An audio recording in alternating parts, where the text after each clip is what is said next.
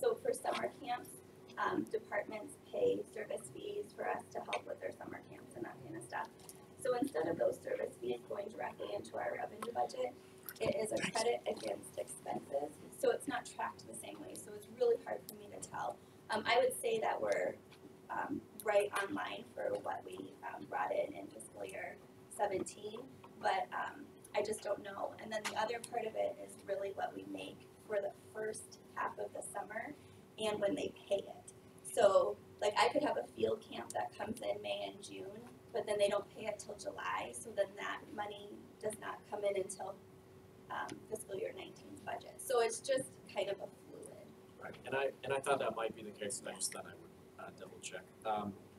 The other question I had was, in terms of the overhead cost, you have a sum allocated for that. What exactly goes into overhead costs? So the business office charges the auxiliary pool an amount of money to do all of the business for us, to do the bookkeeping and do the accounting.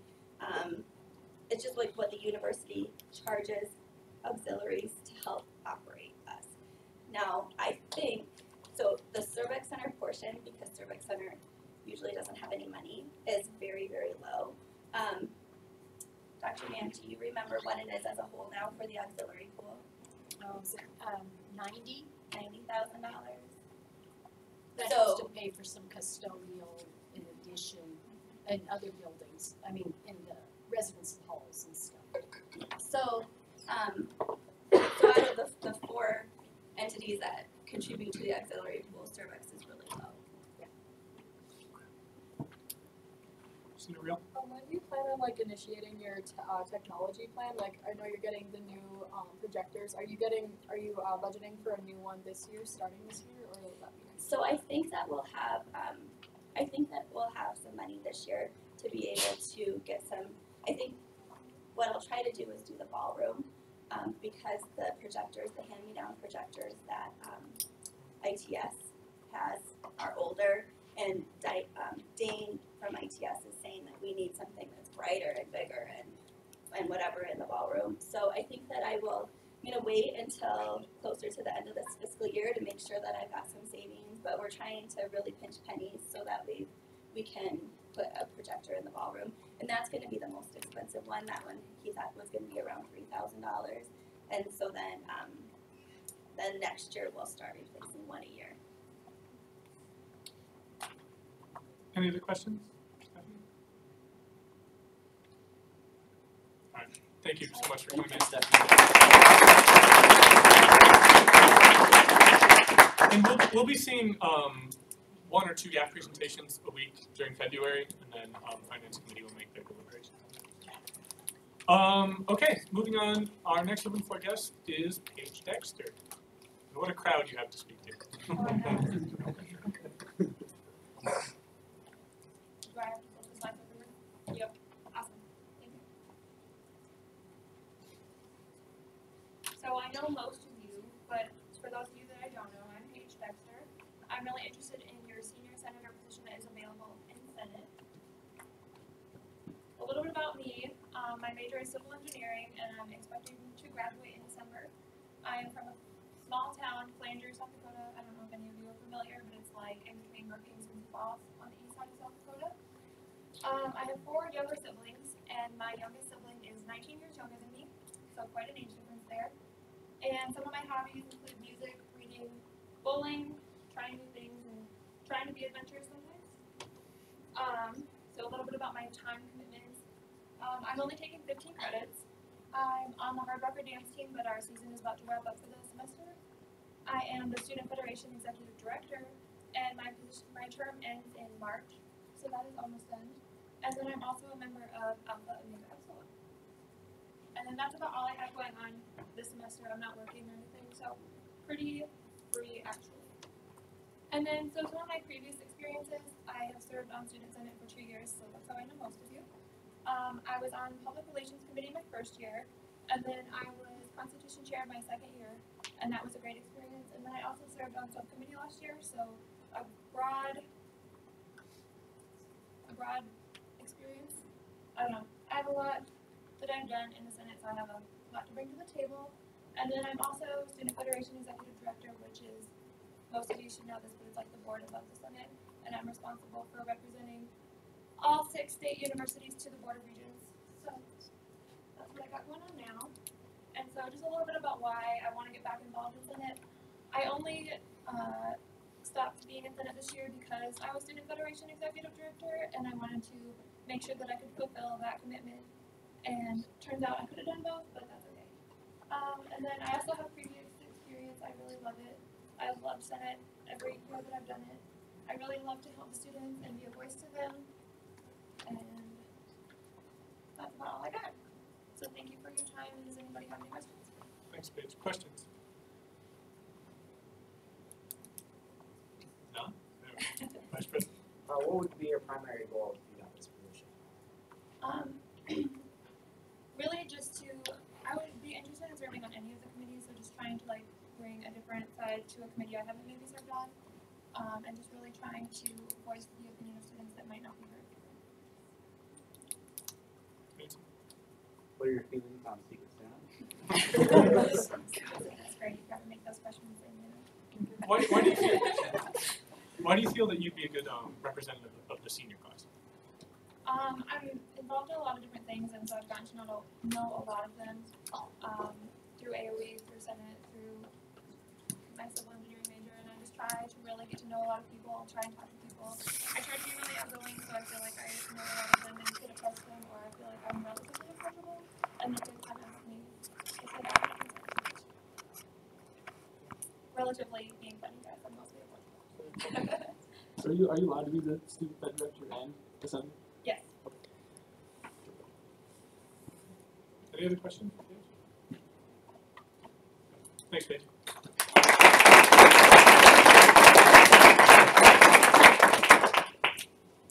I believe next up is Mr. Benjamin Heinrich.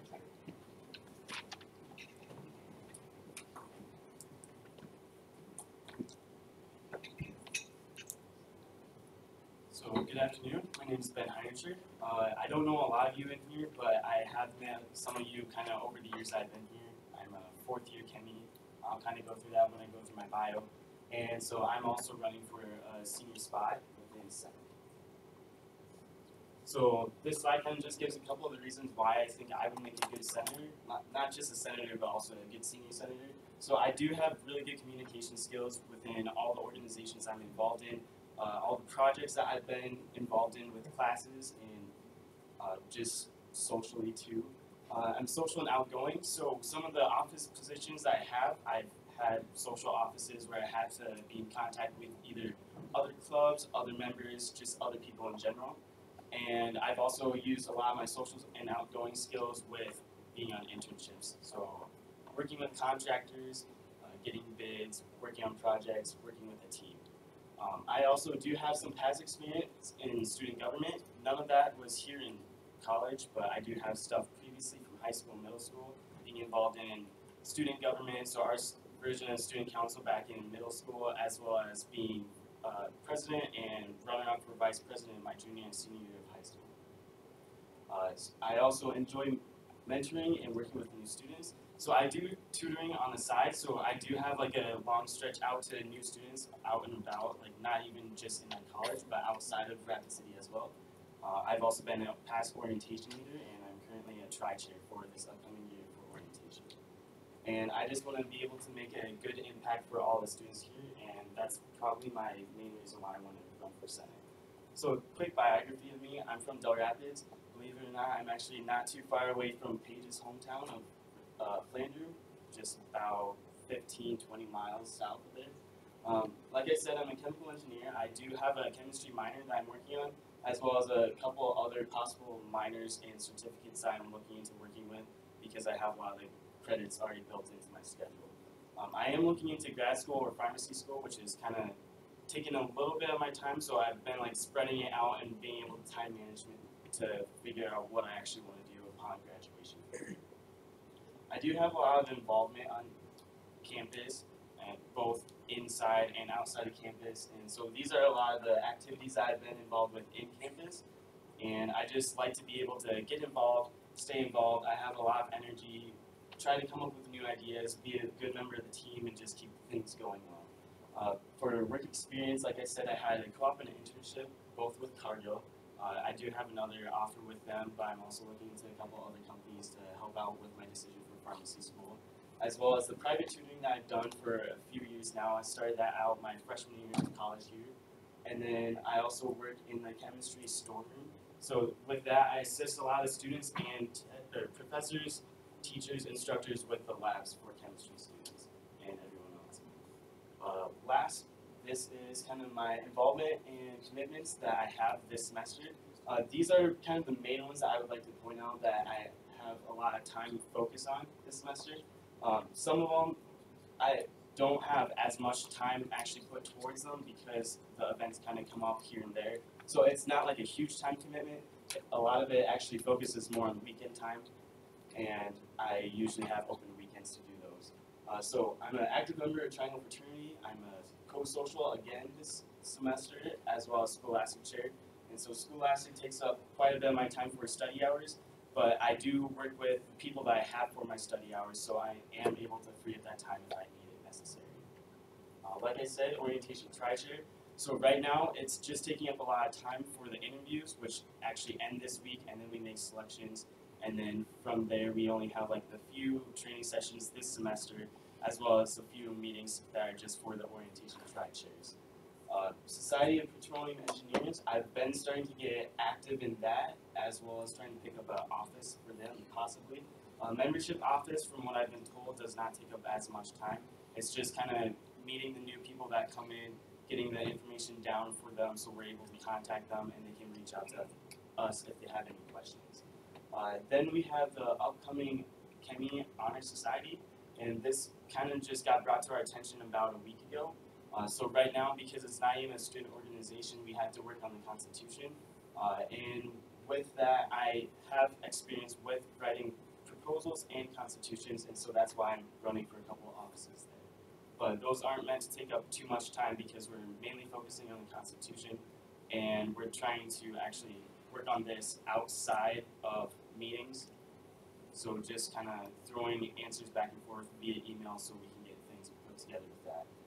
I do have 17 credits this semester, but the one thing I would like to point out is this semester I'm really running only at 14 credits because 3 of those credits are for a Germany senior design trip where I'll be overseas for 3 weeks.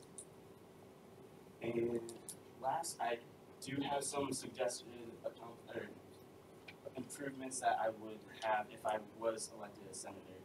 So my main one is being more involved in other student organizations, and that doesn't mean that you guys need to be more involved in those other student organizations, but mainly just focusing on making sure that the organizations have the resources that they need and be able to help out if there's any questions or if they need help with anything. Another thing would be finding more ways to get bigger attendance for open forums on campus, because I'm not sure if it's just people are avoiding the emails or what it is, but I do hear that there is low enrollment in some of those.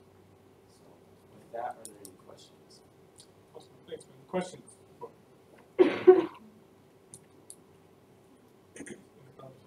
So you showed us that you juggle multiple tasks Yes. and on a tight deadline. So what tools do you use to juggle these? So being an orientation tri-chair, I kind of do have to plan out my time wisely, and that's what I like to hear from other people that are running for orientation positions. So my whole main goal is like once I know about something that I need, like a meeting or a deadline, I put it in my calendar right away. I put multiple reminders for myself so I'm able to keep on track with it all. I do have multiple other sources that I try to keep track of those tasks as well. So I do have a couple marker boards in my room where I keep track of what's going on every single day, within the month, within the week. And then I do have sticky notes on my computer which kind of help me with what's due for every single class that I have, and then other category which is kind of for like all my other organizations, deadlines I need to meet, and I just have it all kind of laid out with that. Being able to prioritize my time of what needs to go first based on deadlines and what it's actually for. When does your 3 weeks in Germany start? This will be the last week of February, so that weekend before is when I actually fly out for Germany, and then I'll be getting back right after St. Patrick's Day, so March 17th. Any other questions? How do you feel about Secret Santa? From Triangle's point of view, I like what we do for our Secret Santa. So. Any other questions for Ben? Okay, thanks, Ben. Thank you.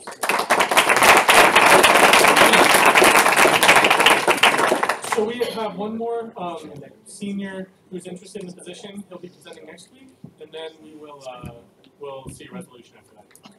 Okay. Come on in, everybody. Dakota, Ren, you guys will have the floor. Okay.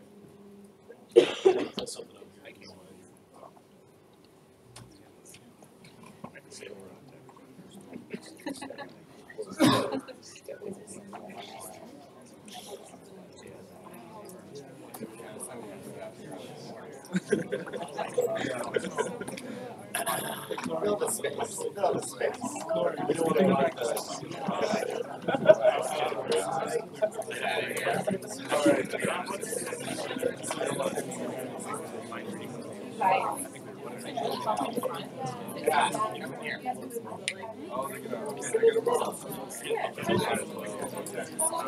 Yep, come on in, sister.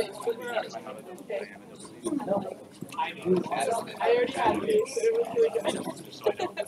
I really like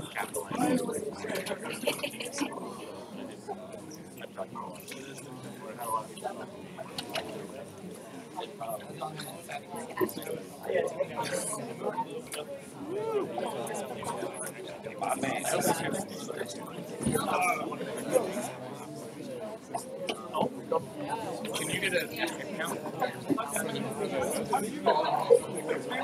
But I'm asking, someone else. I will make a solid. I don't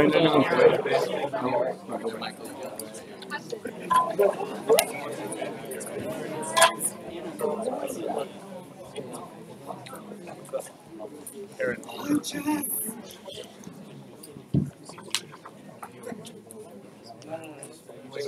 All right, I think that's just about everyone. As I mentioned, Dakota, you and Ren have the floor. Anyone else, if you wish to speak, you can put your hand up. A senator can yield his or her time to you, but just to kind of keep things running in a good way, so not let things get out of hand, we'll let Dakota kind of run. Thank you. Thanks, guys. So to start off, I want everybody that's here in support of this movement, raise your hand, please. Thank you. So for you guys that don't know me, my name's Dakota Russell. I'm a senior computer engineering student here at the School of Mines. I've been here since, I guess I started in 2013. I've been on multiple co-ops. My last co-op was NASA, came back from that, and saw some issues. And that's what we're here to talk about tonight. And I think myself and Remington have been kind of elected to represent the individuals that are sitting here. Last count was over 70. So there's quite a few people here that are interested in this. You want to go ahead and introduce yourself? Sure, yeah. So for those of you that don't know me, which is probably the minority actually at this point, my name is Remington Bullis. EE class of 17, sticking around to get a robotics minor at this point. Talking louder. EE class of 17, sticking around to get a robotics minor at this point. 2-year president of the robotics team, so anybody on the finance committee, hi Ezra, has seen me a couple times for those presentations. Mechatronics TA for 4 semesters, running on number 4 right now, as well as ECE student ambassador. So the reason we're here today, and the reason that we've so graciously accepted your offer to come in and speak, we see as students a discontinuity between the leadership of our department as electrical computer engineering and the students. We believe that the leadership that is in place right now is not doing its due diligence to look out for the well-being of the students. And the reasoning for this, so the deficiencies that we've seen, we've kind of got a list of stuff going on up here. The deficiency, yes. Can we zoom in a little bit, because I can't read it. I am interested in turns again. So I guess we can take That's that better. first. That's better. Excellent. Yeah, go ahead, Ren. Cool.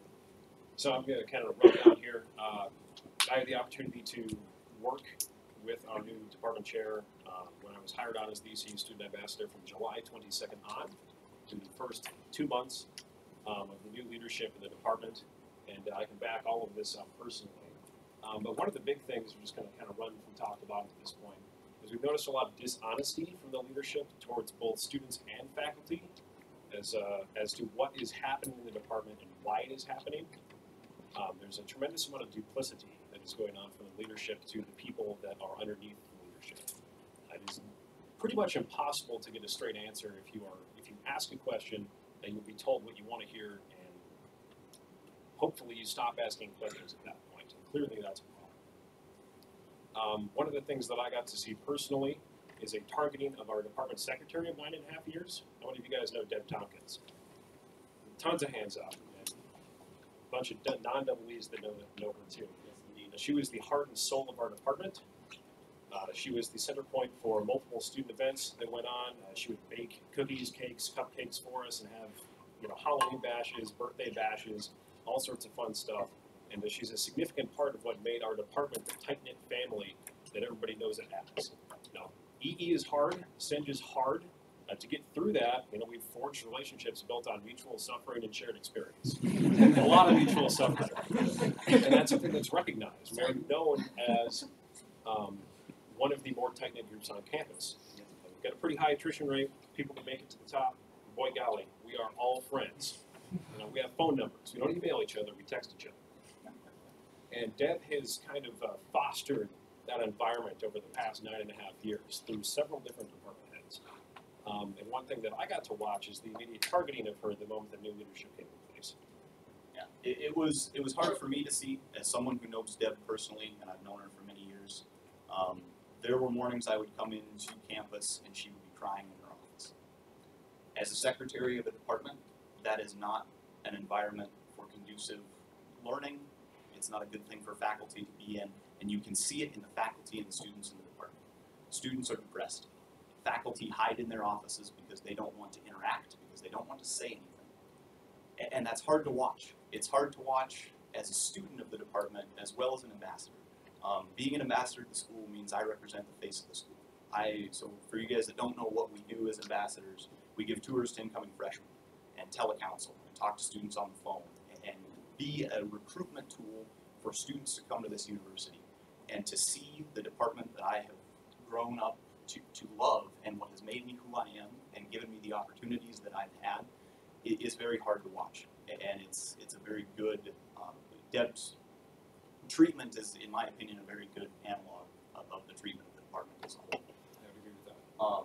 There is kind of, I guess, Rem, you can talk about the ECE student ambassador stuff over the summer. So my job initially as ECU student ambassador was to manage a social media outreach platform and get that kicked up and moving. Any of you that like the SDSMT ECE department page noticed that there was a flurry of activity at the start of the semester, which has since waned off. And one of those things that I was tasked with doing was giving these tours. So Dakota's job was to show them around campus, tell them about how great campus was, and my job as the ECU student ambassador was to sell them on the department, either the EE program or the SENG program. And things started strong. I put the curriculum together for what I was going to present as the pros of our department and what we could do on campus that was awesome, great, fantastic, all these other things. And it was a tremendously solid program. I mean, we had people that were wowing, they were all over it. I am convinced that there are going to be probably 70, 75 students that are going to be coming into our EE and SENG program specifically because of what they were sold through my tours. However, it became very apparent after the first month that the department that I was selling, what I knew and what I had experienced as an individual in the department, was not going to be there anymore in a year or 2 years come time. And that I was actively lying to these people every single day that I was giving these tours. That didn't sit right. That didn't feel right. I knew that there was dark waters on the horizon at that point. There were changes that were happening that I couldn't get answers as the ECE student ambassador. The feedback that I was giving was not listened to as ECE student ambassador. I was tasked with doing tasks, and when I would come back and say, this is what I found out about this is what I think is the best course of action, gone. Didn't matter, out the window. There was no receiving of other input besides preconceived notions. And that is one big thing. If you guys, because there's all this talk and stir about what's wrong, there's issues, everybody knows there's issues, what are the issues? One of them is inability of the leadership of the department to listen to or accept feedback from anyone other than itself. And that is something we've seen time and time again. Myself, Remington, multiple TAs in the department. I can ask Jess to speak about her experiences if that's something the Senate will allow. There's been multiple occurrences of this where we have tried to reach out and fix what we've seen. Because we've been here 4 or 5 years. Some of us have been here longer. And we see things happening that we're not comfortable with and that are going to reflect poorly on the school in the future. Any attempt that I have made, that Rem has made to reach out and share these information has been shot down. And it's come to the point that we're here. And that's why we're here. We assumed that this was our next best course of action because where we were going was not being listened to. So here we are. So the next thing that kind of the main bullet points, I'm sure you guys have seen the flyers around campus, forget the whale, save the circuits. One of the big things that we have noticed that we take trouble with as ambassadors is the lab work being actively phased out in favor of simulation. So for you guys that aren't electrical and computer engineers, a huge part of our program on campus is hands-on lab time. And it's a huge selling point for the school. It's hands-on learning. It's what we're about. There's been an active effort to replace hands-on lab activities with simulation, where you sit on your computer, you hit play, and you report the results. That is not what employers are looking for from school of mines graduates. Anyone can be a desk engineer. We build engineers who are in the lab, working on things, being the people that tell the desk engineers what to do.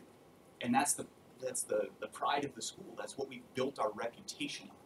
And it is actively being thrown away. It's one of the big ones is EE301. So for you guys that don't know EE301, it's circuits for non-believers, it's the colloquial air quotes. This is a class that metallurgical engineers, mechanical engineers, mining engineers all have to take, IEs, you name it. It's an introduction to circuits class. The situation is such that, in my opinion, those individuals that are taking that class are, number one, not being, the lab instructor for the course is not doing his due diligence and making sure that they're getting the experiences that they paid for. And there are several situations, I guess Rem can speak a little bit more about the 301, more than I can. So I'll hand off to him. The 301 lab has been pulled away from its longtime instructor and put under the tutelage of one individual who was hired on against better judgment for the department this semester. And the official line is that EE301 lab work is to be phased out. It is to be replaced with simulation. It is not prudent to spend time and resources on students that are not a part of the department, which is obviously a tremendous misstep. Our circuits background for almost all of the engineering majors on campus is one of the things that sets our students, our graduates apart. The fact that our mechanical engineering students know how a voltmeter works and have actually plugged them into a board and put them across components is a big distinguishing feature with other mechanical engineering programs. And one big thing about this is that other departments on campus were not notified of these changes before they were made. So departments on campus such as mechanical engineering who trusted the electrical engineering department to provide a solid background in circuits and lab work were not informed that this change was happening. And that's not okay. That's not something, especially as a service department, a department where we are not only developing electrical engineers, we are developing the skills of engineers across campus, everywhere. That is not conducive to an environment. If you want to scroll down, please, thank you. So one of the big things, and yeah, words, as a student ambassador for the school, some of you guys know this, some of you guys don't. I've been doing this since I was a freshman. I've given a little bit over about 2,200 tours. That's a lot of students. I've talked to a lot of students coming in. I've talked to a lot of students going out. I've sold this school on many, many students. And I cannot, in good heart and in good faith, recommend the electrical and computer engineering department to anyone. And I struggle with that. My story, if you guys know where I came from, I grew up on a farm in Montana.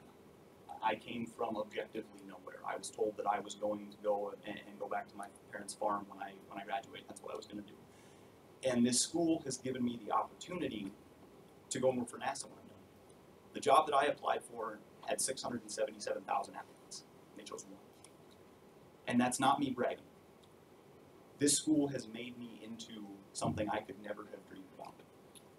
And I believe that students coming in as freshmen in the future, current students even sitting in this room right now, aren't going to have that opportunity.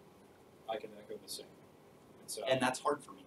This is a hard conversation for me to have. And I don't want to be here any more than the rest of you guys don't want to be here. This is difficult for me. And I hope that what we can do out of this is develop a communication channel wherein the leadership of the department can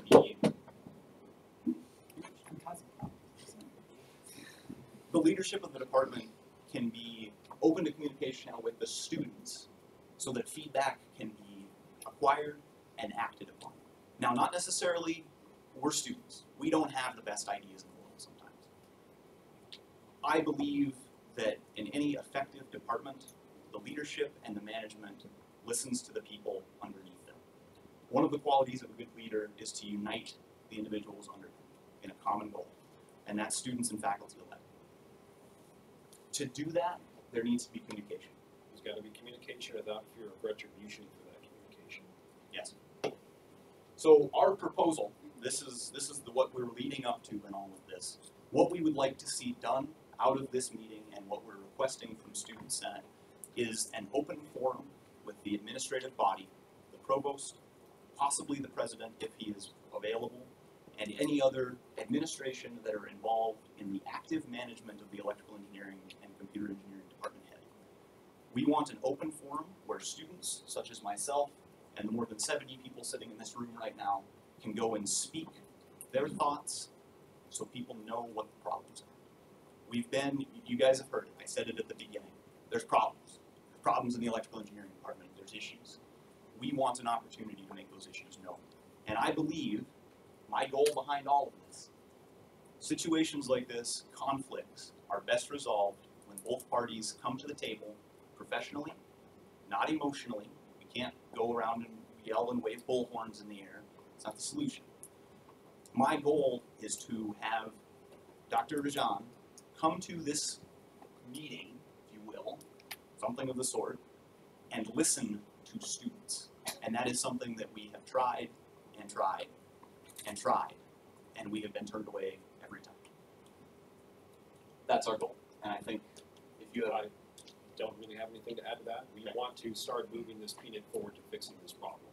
And right now, this is the best avenue that we have, is to hopefully get Student Senate's support to moderate and facilitate a discussion with the administration and the larger ECE and student body, so that we can get a direct line of communication to the administration as well as to Dr. Rajan, decide on a course of action, and then be held accountable for that.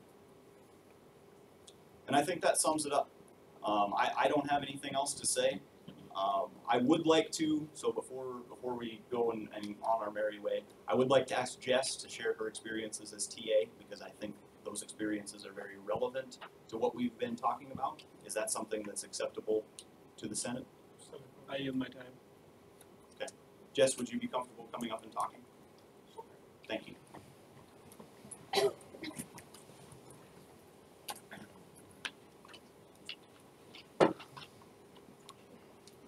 So background for me, I'm Jessica Teeslink. I am a first-year grad student in the ECE department. I was an undergrad for 3.5 years. I am the peer mentor for, I guess I'm the WISE mentor, so I'm the Women in Science and Engineering mentor of the ECE department. I have been a TA for 3.5 years, so about 90-95% of the students in the ECE department have had me as a TA, which is a lot. Yes, it is. Speaking on part of what Dakota and Remington talked about, when Dr. Rajan was chosen and arrived on campus, I met with him and suggested he should do a student advisory board meeting with the students, get to know us, because we do have a lot of input. We have seen and been around a lot of the faculty, especially senior year. That didn't seem to be taken well. And then the advisory board came in, so every department has an advisory board from industry. I had sat on that for 2 years. Usually graduating seniors sit on it their last semester. And Scott Roush had brought me in when I was a junior and had me sit on that. And Dr. Jean relieved students from that. Right away, I had the industry support come ask me why I wasn't at the meeting. I had 3 of them reach out, and I believe there's 7 on the board, so that's a lot. I told them that I felt like students should be heard. He had a different approach to it. So then they asked me my opinion, and I was open and honest with them because that is how our department is going to grow. And then again, I had approached Dr. Rajan to start a student group because he does need to hear from us, and that was shut down. So I moved on to mentoring students, talking about Dakota, who can't in good faith recommend anybody to this department, meaning that I kind of unofficially mentor a lot of the students in our department. I have had a lot of them approach me asking if we were going to survive, asking if they should transfer. Along with Dakota, I can't recommend them to stay. I try to individually get to know them as people so I can help them grow in their career, in their field. And I'm along with him. Our department's in a bad place and it needs to be fixed. Or I don't foresee it actually becoming anything that will be worthy down the road.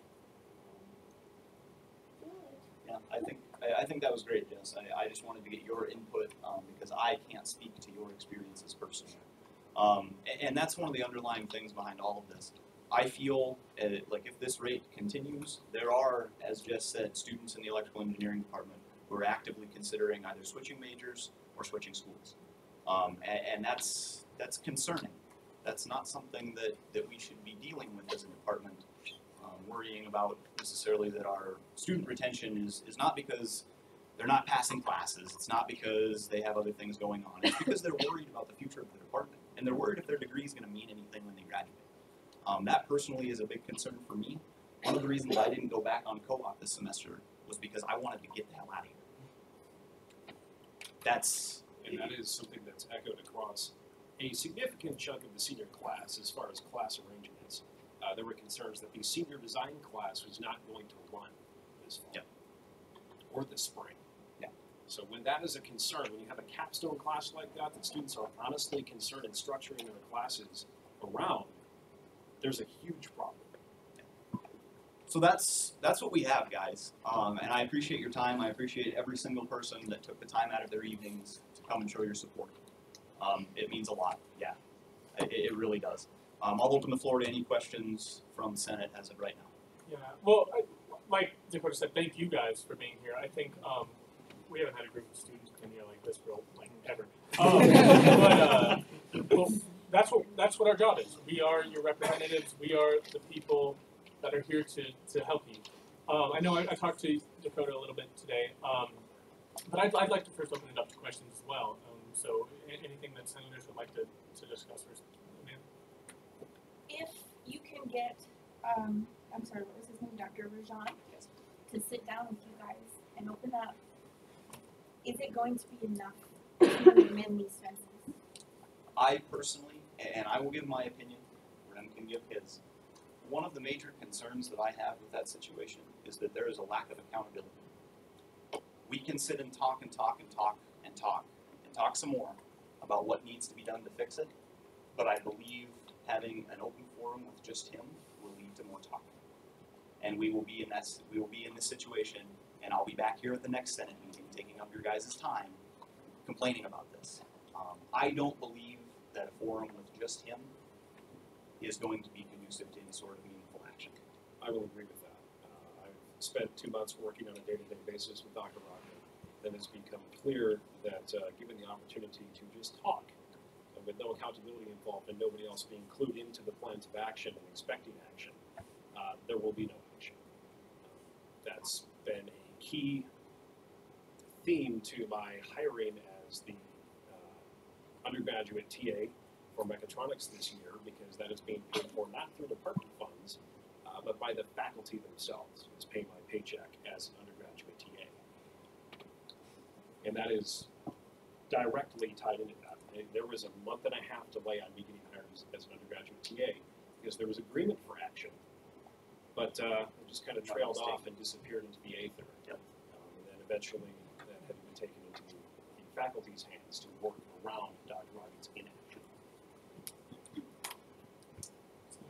Who do you believe will need to be there for accountability? We're talking provost, vice provost, principal, vice principal, dean man. We want as many administrators as we can to hear the same things that the students will hear and expect action to be taken. We have a couple of key faculty members that are no longer faculty, one of them being Dr. Batchelder, who is interested in being a part of this process as well. Dr. Whitus was quickly removed from his position as a full professor after 16 years worth of service on December 21st. Kicked out of his office, email deleted same day, given 1 day's notice. And he, I'm sure, will be willing to communicate on this as well and provide some input. So that's what we're looking at, is ears that are listening and expecting something to be done about this, because otherwise nothing will happen. One person. Sorry. I know you gave some examples of like removing students from his advisory board, but I was wondering if you would be able, or anyone would be able to give one or two examples of specific times that you maybe talked to Dr. Rajan about something and he rejected it or didn't seem to have the time of day to listen. I think Jess has probably the most pointed examples of that. I believe so. I don't claim to be a great leader of the department, but I feel like my background gives that. When I addressed him for being a student on the student board, because I highly was pushing that, he told me that he didn't think that I should be on the board, which was confusing to me given my time there and the amount that I participate, which I think everybody in our faculty would agree that if they were to pick, I would be on that board.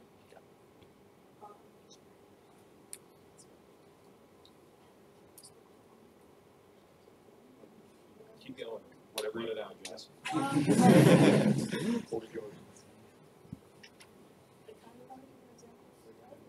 Yep, no. I think that's acceptable. We had Deb kind of became instead of a secretary, what I think he would refer to as, let's say, a light term on that. Servant. A servant, yes. Yep. I stood next to her while he handed her her coffee cup and said that he needed more coffee. And I told him that that was not her job because she is the secretary. And then he stared at me and then looked at her and then stood there awkwardly next to me until she went and got him coffee, which then I did not think was okay. As for, we have referred to one of the professors that had taken over Miss Lindy's lab for 301. I am currently his TA for 2 classes. I had brought concerns up to Dr. Rajan about TAing underneath him. I had run both of the classes before.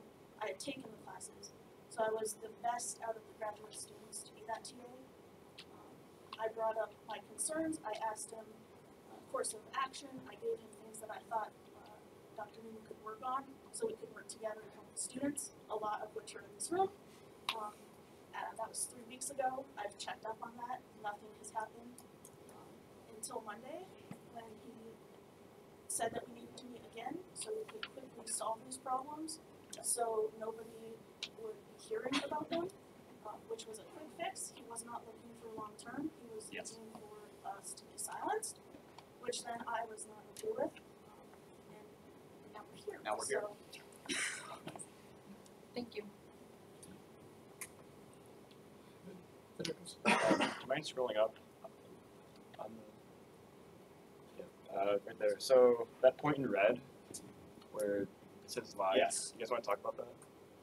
So I didn't write that. Okay. But I can give an example that isn't that, if that's what you're interested in, is the dishonesty. Did you write? I did not write that. Okay. This is Jess's text. I think that she can speak most I can appropriately. definitely speak to that. Yep. I have reached out to understand. I had talked to Dr. Rajan about, this is again about Dr. Newman, about like why he was there, the other approaches he could have taken for that lab to be run, other people who could have taught classes. And he said that he had 1.5 weeks to make this decision. I knew because I was very close to Dr. Whitus. I knew because I talked to most of the faculty. A lot of them were my mentors, and I respect them. That he did not have a week and a half. Dr. Whitus knew he was leaving at the end of November. He notified him right away. School started a month and a week later. The decision he had today when I went to talk to one of my other professors, he as well knew that Dr. Newman was known before, not highly known well by other faculty in our department, and that was addressed to Dr. Rajan, who had told me that he had never heard about a department knowing Dr. Newman before he had appointed him in that 1.5 weeks. So that would be to what that would be. Yeah, specifically, Dr. Newman was fired as a Yes. member of our faculty and then brought back. It seemed, the coincidence to me seemed a little bit too strong. Now, I clearly this could all be a timing thing, obviously. The fact that Dr. Newman was brought in to replace Dr. Whitus immediately after Dr. Whitus left seems a little bit fishy to me. But I'm not here to speculate, and I won't bring that up as official evidence by any means. One of the issues that I have personally with the gentleman, Dr. Rajan, is his dishonesty towards students. And Remington mentioned a little bit earlier, I personally have asked him on a couple occasions regarding the use of lab space. So there's been some key labs in the department for things like energy systems, for things like stuff like sort of power-related courses, if you want to call them that have been removed. They've been gone and thrown away, and all of the equipment in them has been gotten rid of. And I asked what is the plan with this lab space? Because new lab spaces are always exciting because you can have new equipment come in, you can do a lot of cool stuff in new lab spaces.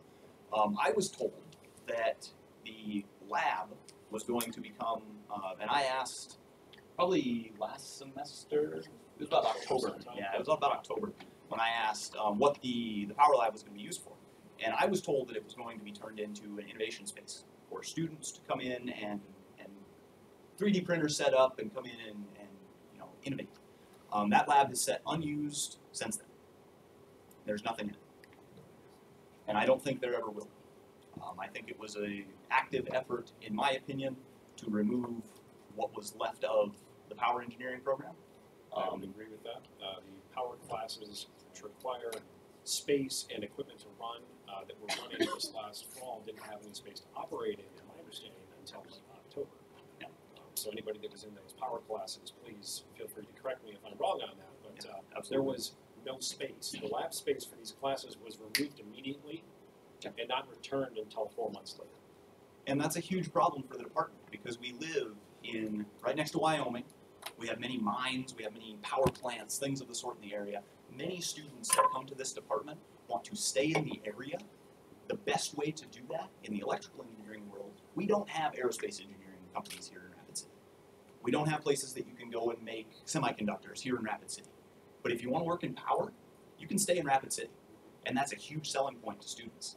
And it has been actively removed as a part of the curriculum. That would agree. Any other? So I have some comments, and then I also have a question and maybe a recommendation. So I heard about this issue like 2 weeks ago from Ezra, and I started asking around to EEs. I don't see any of them in this room, and I am in mechatronics right now, and my group partner, he's a graduating senior with 19 credits because he wants to get out of here as soon as he can. The reason he is taking a junior level class now is because he was afraid senior design wouldn't be offered this semester. So he took that, and now he's in junior level class. I've seen posts on Facebook about people switching schools. I've seen alumni and people who fund the EE department a little bit, put on ratings on Facebook. And I also discuss this with my academic advisor, who I'm an ME. I meet with him every week, and he is unaware of anything that's going on. He's very open with me, and he said that now I know that the new department head for mechanical engineering, he is very open, student friendly. He's gone out of the way to help me personally. So, and they do a lot of ME relies on EE department decently. Very much so. So, have you like individually approached him? I haven't. That was, so one of the big things for a collaborative effort in our department is senior design. So senior design is typically a collaboration between electrical, computer, and mechanical engineers to develop some form of a project, and that is a very strong form of collaboration. So I believe that the department head of mechanical engineering would be interested. And I can make my due diligence to reach out to him and see what his thoughts are as well. So thank you for that. But I know that he'll definitely be, because from what my experience with him, he's all for the students. Thank you. Thank you for sharing this. I had no idea the magnitude of this problem. I heard about it like just through the grapevine. Like, this is kind of crazy to me. But what kind of plan of action are you expecting from like if there's an open forum and everybody came? Are you expecting immediate action or this like upcoming fall to actually have a new plan? So I can speak to my plan. I don't believe that students know best. I don't think that we can sit here and come up with a valid plan of action and a valid timeline. I think that's something that the administration is to decide. And whatever form of action that takes, I think that's acceptable. We have to have faith in the upper administration that they're going to do what's right, because they represent us at the end of the day. We are the paying customer of this institution. And it's my opinion that I don't have a timeline for when I want to see this happen. The only thing I care about is something happens, because I can't, with a good conscience, leave this school with the department in the way that it's in. So, like she was saying, I definitely wasn't aware of that magnitude incident. I had Dr. Batchelder from mechatronics last semester. I wasn't aware that he had left. So that's the thing. He has been removed. Yeah. He is not allowed to teach anymore per the leadership of the W department. The official excuse is that there is not money from the provost to pay him, but he was working at the absolute minimum that faculty were allowed to be paid per state law, and he was volunteering almost all of his time in comparison. So he was taking the absolute minimum paycheck that he could possibly take in order to still be involved in these classes and to teach classes. And when I spoke with him earlier this week, he exuded to me that he was looking forward to teaching more classes this semester and continuing on, but that was no longer an option. That was not his decision to make. And the only reason, in my opinion, he has not been removed is the policy of the department is to hold an office for an emeritus professor. Yep, and that is exactly what happened. There was a movement by Dr. Rajan to clear out the offices, and Dr. Batchelder was told that he was supposed to vacate his office now that he wasn't teaching any classes, and understandably got a little bit of pushback on that from the professor that is currently the longest serving faculty member on this campus. So Dr. Batchelder is no longer teaching, but still providing support where he can. So another question is, Lindy also had her. So I've heard things. What's the situation with her? I cannot speak officially one way or the other. I have heard the same rumors that you have heard. I cannot sit here in full faith and honesty tell you yes or no either way. But there are rumors, and they are substantiated that she is looking at the door. Which, at this point, I don't think anybody that spent significant time in that department would argue with. She's been treated pretty unfairly. Yes. Yes, indeed. For the amount of time that she has put into students, especially students that aren't electrical and computer engineers, for example, the mechanical engineers in the room that have taken her for classes, for the amount of time and effort that she has put into those courses, she's been treated awfully. I would agree. Awfully. And it's heartbreaking. I'm just wondering, have you seen any of the professors in the department reach out in terms of the issues that are seen here? Because there's lots of issues, it sounds like, but what are the professors doing about all this besides leaving? So my concern, and this is why I have not involved professors as of this point, I am afraid that if a professor reaches out and says something and actively says, hey, there's a problem, there will be retribution. And I don't blame them at all. That's why I have not brought faculty into this discussion. I have led this effort as a purely student movement because of that reason. it is my opinion that if a professor, because you can tell immediately, looking at some of the expressions on professors' faces, they don't want to say anything. It's heavily foxhole with a lot of artillery. Stay in their hole. Yeah, you don't move. Try and avoid the brush. Yeah. And that's really unfortunate because we used to have a tremendously open department where issues were discussed, talked about, and there was an attempt to fix it. Naturally, there was a certain amount of infighting. With a lot of strong personalities, you always get that. That's one of the things that the EE department has been known for, along with its tight community, is lots of sibling bickering. Yes. But we did present a united front up through the last few years. And everybody that was engaged in that department was engaged for the students and to further the department's missions. And that has sadly disappeared. It is a fractured, I guess you could call it a travesty of what it was. It's a memory at this point. It's something I remember. And I was like, oh, that was nice. And it's not here anymore. Well, so I had a lot of questions, but you've answered pretty much every one of them. The first thing I was going to ask is, would one of the gentlemen at the door do a head count for us for how many people came to this and supported I got about 71. 71. Correct. Okay. And then the two other things I wanted to ask is how many people in here, I guess not everyone that's here in support of this maybe is an ECE student, but of the ECE students, how many of you guys, or I guess anybody, have emailed the president so far about this, if you're willing to raise your hand? All right. Fantastic. Okay. And then with regard to that, so if Dr. Rajan comes to this meeting, a lot of people are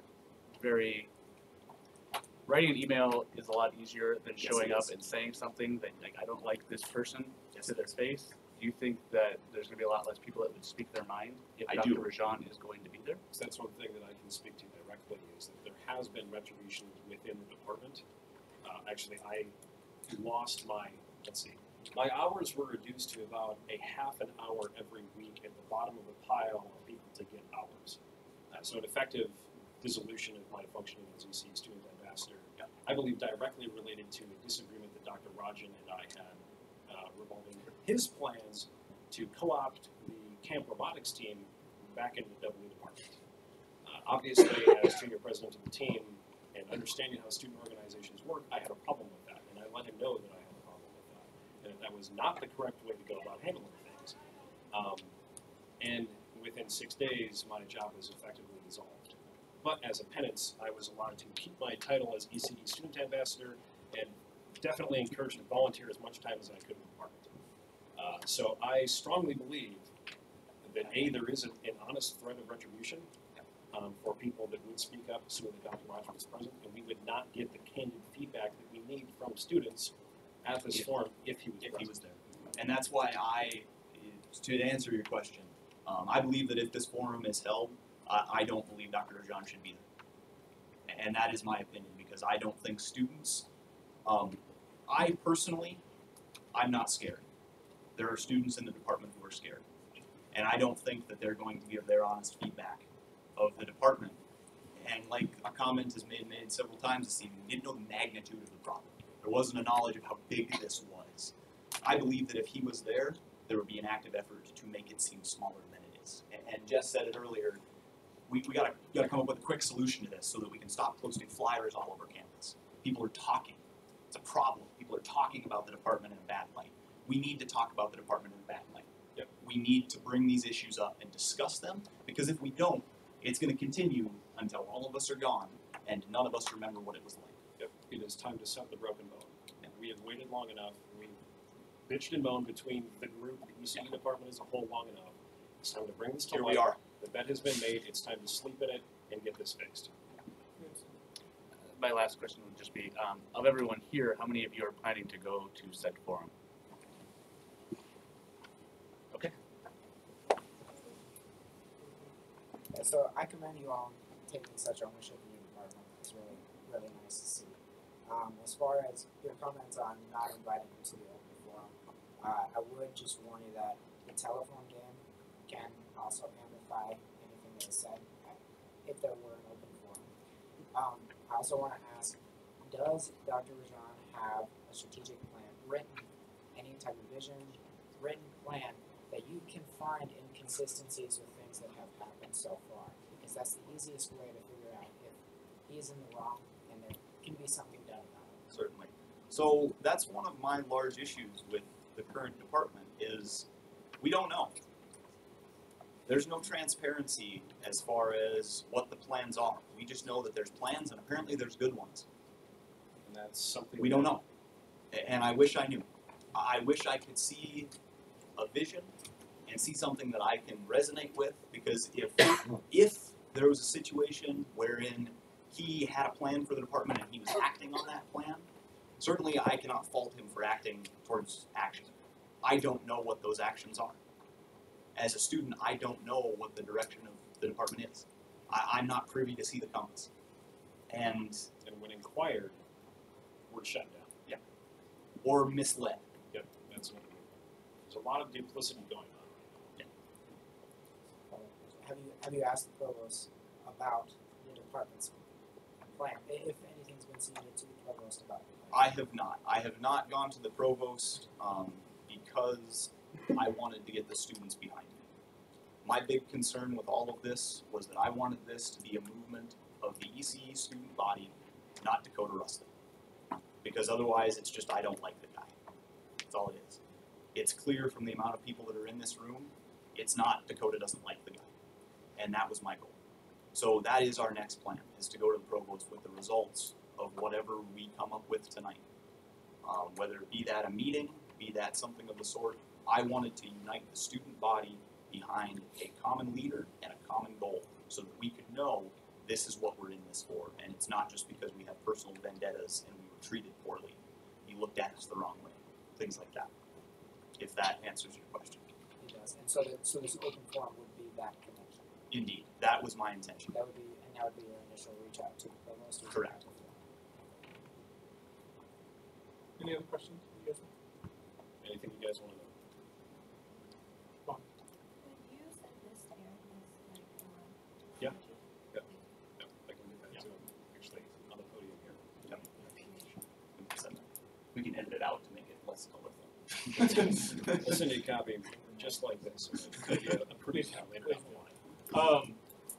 Okay, what was it?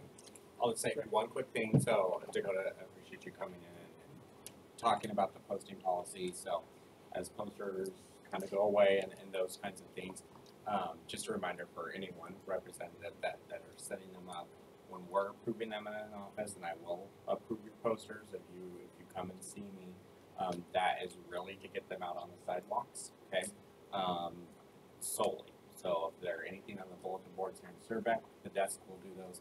But please make sure that when going into academic buildings, you're getting department approval, okay, so that if they do call me asking me about the poster, I can say that I told you all to get their permission, okay, and then they'll allow them to go. Okay? Understood. Okay. I want to take the opportunity, if I may. I want to, you guys that are here in support of this cause, I ask and I plead that you approach this situation professionally. When you go and send an email to Dr. Rankin, when you go and speak with the provost, if you speak with any of us, we cannot have the image of people who are just angry. That's not something that we can do. And I want to encourage all of you, everyone who's in this room as in support of this movement, to act professionally and approach this situation level-headedly, because it's the only way anything is going to get done. And we are all mature adults here. So thank you for that. No, and I appreciate you saying that. You guys have conducted yourself very well. Yeah, I mean, you know, when you hear 70 people that come to your meeting, you're a little nervous. I think we all take this as seriously as you do. And I obviously I can't speak for everyone, but I would highly doubt that we will not be willing to help you find a communication route and help start mending whatever has happened. Thank you. So with that, unless there's any other questions, not so much a question, but what you were saying about this having this big group of people, yes, remain professional, and I would encourage everyone who's here. I mean, we got 70 people to show up, and we're not giving you free food. I mean, that honestly does say a lot. You spend a whole hour here because you're serious about this. So I'd say definitely keep when we get this open forum set up, definitely show up that there's a lot of power in just demonstrating that it's that important to all the W's here. In the words of a man that I once hated with all of my heart, showing up is half of life.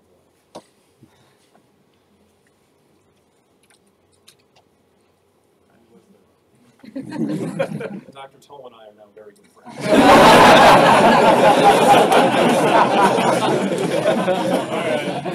Thank you guys so much for coming Yeah. in.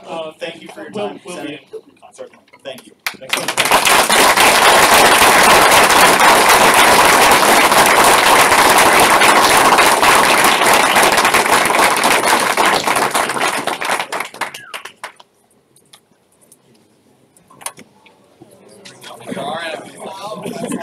Oh, my legs don't work. My right one doesn't. Jaden, I need you to be my crutch. I will be your legs, I will be your eyes. I'm sorry.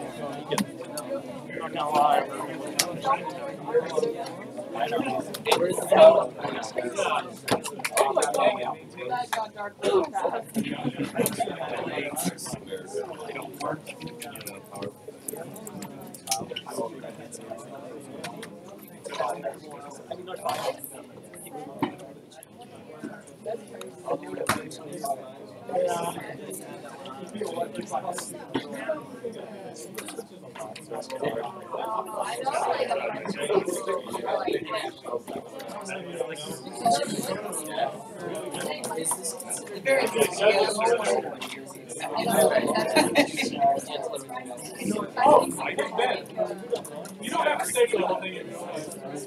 You're more than welcome to.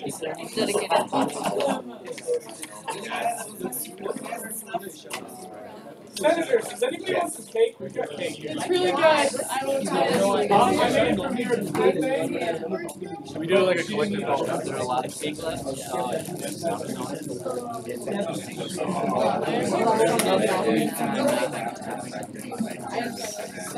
So mad.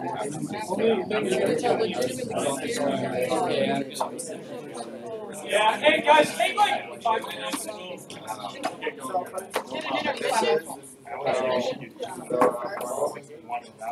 I think he got one. I was, yeah, and I was going to take a photo. We got one from like this order, so it's hard to be bad. I think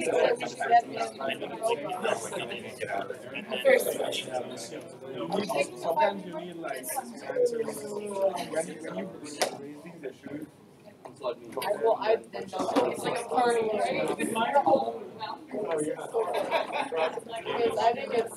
I think we get permission. See, the one I feel like with Big Brother, this guy, those kids have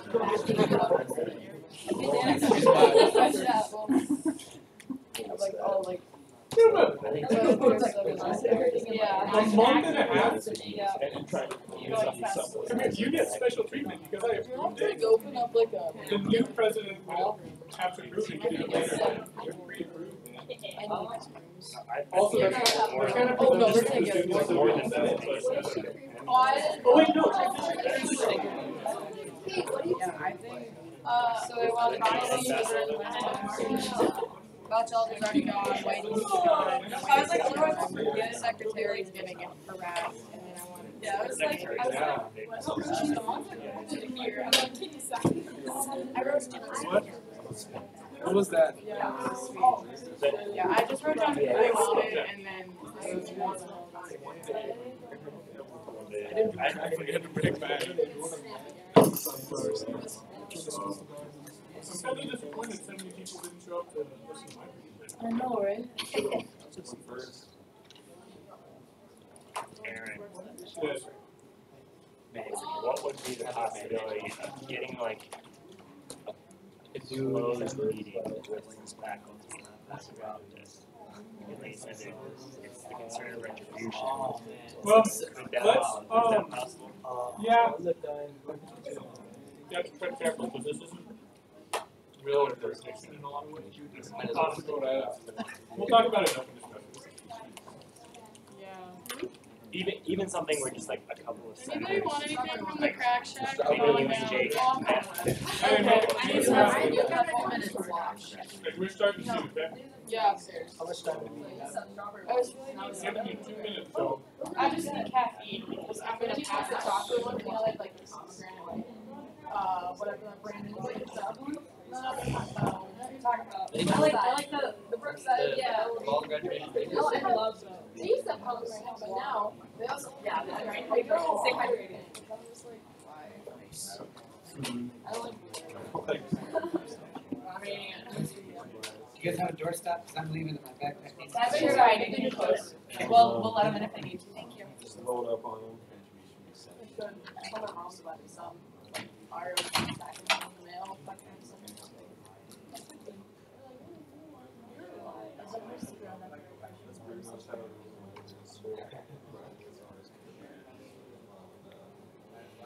Jake, you should just attach the concert budget to the student sending gap request.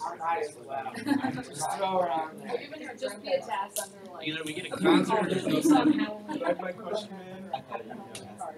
Who does this? Thanks for speaking up on that.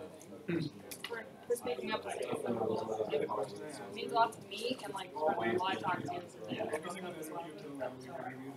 Like asking questions. Okay. That's it. We start blocking everyone else. Oh my God.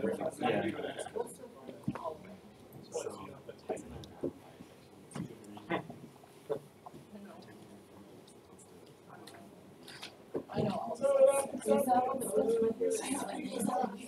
then I'm like, so useful for like saying what you're actually. Very good, Aaron. What? I said very good. The cake? I know, I told you.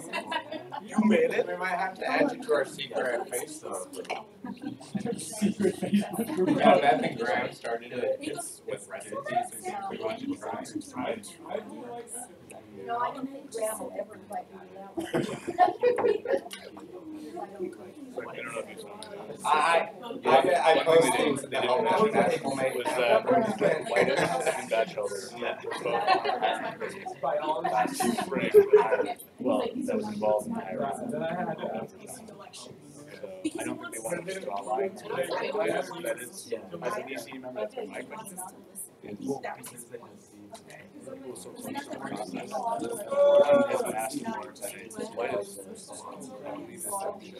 No, they're all.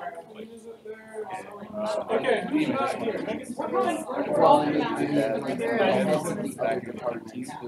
No. Both of these guys survived several years. Oh. Come here. Alright, hey, let's take our seats. Bubbles. Hey, I'm presenting. You? I don't want to. Oh, yeah. Was your brother just like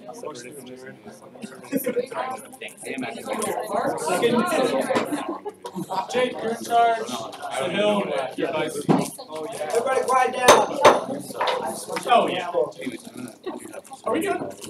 That Mark left, Ezra left, and a little bit of this. Okay, let's get started. Thank you guys for having me. I'm here to present the Student Association proposed gap budget. So salaries are unchanged. Last year we added the chief financial officer and adjusted some salaries, but there's no change. That's pretty easy. Travel though has changed a little bit. So looking at how they calculated Student Federation driving last year, we decided to increase it a little bit. So there were specific spots that were located, but we don't actually know where the Board of Regents meetings will be. So what we did, Ezra and I, is we averaged the distance to each of the universities, from here. We also, so then you say, okay, if we drive there 5 times, how much is that? And then we added a little extra because, as we found out with Paige being the executive director, she had to occasionally drive by herself. She rode with us to one of them, but sometimes she had to be there for the whole Board of Regents meetings, and we weren't going to stay for the whole board. So we added a little bit. So this number's increased quite a bit, but the overall increase is a little bit less because the shed days driving, the number was higher than what Ezra and I just kind of calculated. So it came out, we're like a couple $100 more here. Adventure weekend, what? Only $11. That's what it was. You had $10 budgeted last year. So yep. So this is a $1 increase because state rates. It was calculated on Oh, a for state rates. driving. Yeah. Oh, I thought Yeah. it was Operation and maintenance. We cut quite a bit out of paper and office supplies. It was like $900 before, and Ezra and I couldn't find where we would spend $900. So we lowered that quite a bit. Discretionary funds are the same, $300 for the president and then $100 for each committee, which I believe changed last year from $150 to $100. Soap hearing for the refreshments and the pizza and whatnot. Parade of trees, $30 if anyone needs to buy decorations, which Kenneth spent, but I don't know if he ever sent in his receipt. But student fed dues have gone up since the last time the budget was made. I don't know if it's actually increased in the last year, but we were charged this year this amount, and so I think that we just didn't know, so we budgeted a certain amount. Transition banquet hasn't changed. Registration fees, that's for PDI. So if anyone is interested for either the leadership retreat or the conference, sponsor them.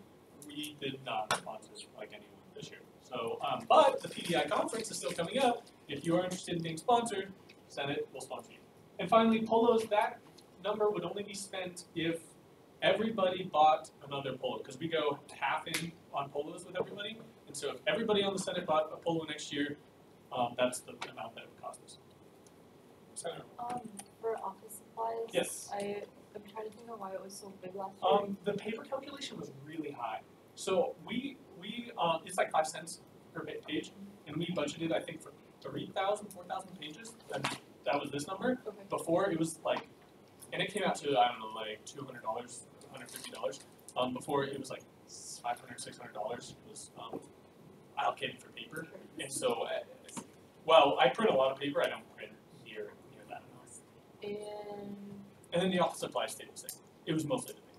And do you have budgeted for stamps if we send holiday letters? Yep, that would fall under the miscellaneous office. So yeah, total 3,400. Capital assets, we put it even though it's supposed to be $500 or more. Adventure weekend, this wasn't actually in the budget for last year, and I'll explain that when I get to the next slides. But if 11 students were to sign up for Adventure Weekend, they would pay, I think it's 25 or 20, it's like 2506 or something, some strange number. Then if we don't have 11 show up, then the senators who are involved would just pay like the student fee to be able to do the same things. The readership program was removed though, so that's no longer in the budget. So $215 there. Income, so parking spot fundraiser was budgeted for $400. I think we all know that we were nowhere near $400. If we're going to set realistic goals, I think $25 a month might be, but realistically we need to reevaluate how we're fundraising. But if we're not going to be utilizing that, and this is sort of outside of the budget, if we're not going to be utilizing that space, we need to return it, because there are faculty that would love to use that. So that's a discussion that will need to be had within the Senate. But if we keep it, I think $25 a month is a realistic goal to shoot for, which would give us $175, and then if everyone bought a polo, we would bring in $364. Questions on that? Okay. So total request. We have expenses, revenue, and total request is up almost 1%. The reason that this is actually up, and this is uncomfortable, there was actually kind of a mistake in the budget last year. I'm sorry, Gina. But the Adventure Weekend stuff didn't get added, so this actually is a little bit less than the request from last year. But last year's request didn't actually include the Adventure Weekend. But from what we presented for a budget, it is a little bit higher. That's pretty much it. Nothing's changed a whole lot in the Senate. You guys kind of know that. Do you have questions about the budget? Questions about why we budget for things that we do?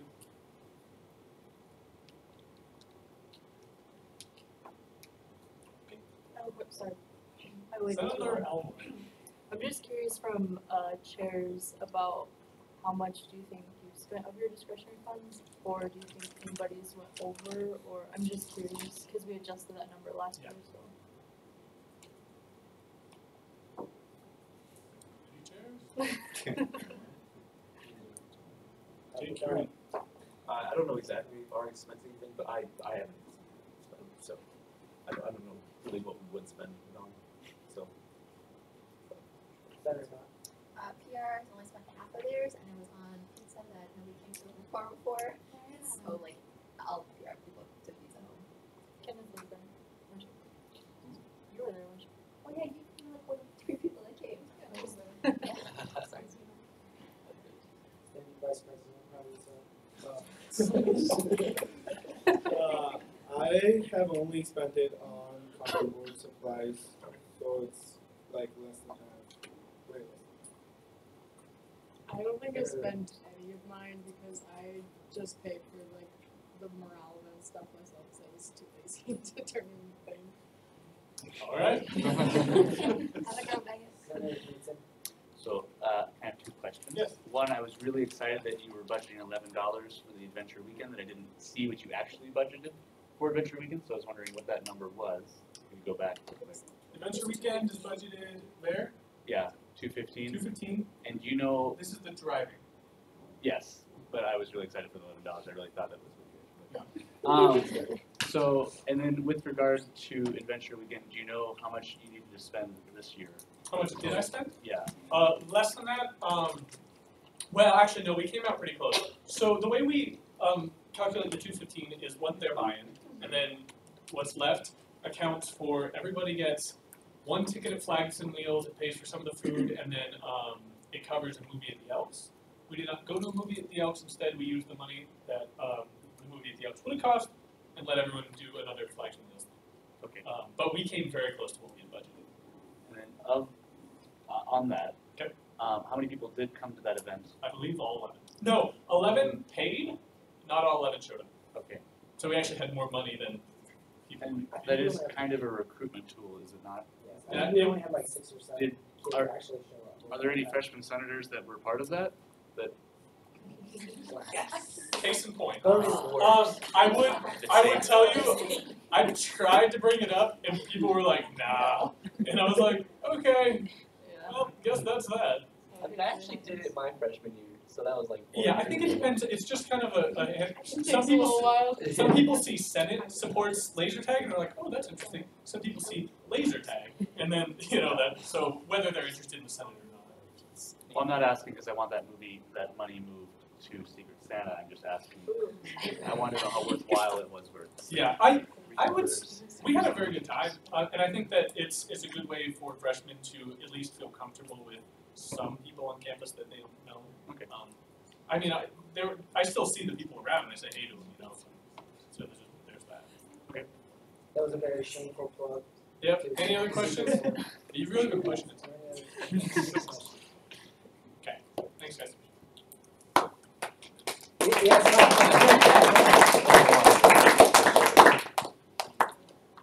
All right. So he'll get back.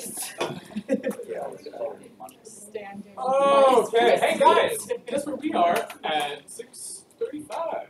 We are at unfinished business. Move on to resolution number 18-006. Hello.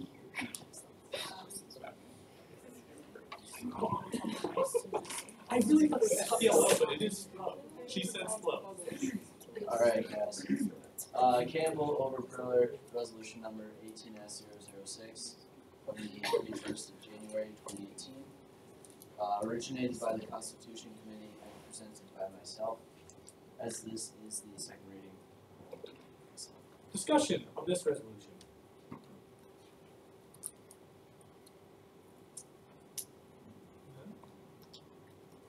I think it adds a lot of opportunity for students on campus, and it's a cool idea that it's something totally original. The people that are starting this club are incredibly passionate and excited to do something with this club on campus. Awesome. Other discussion? I think it provides a good balance too because FHSB, Future Health Society, yes,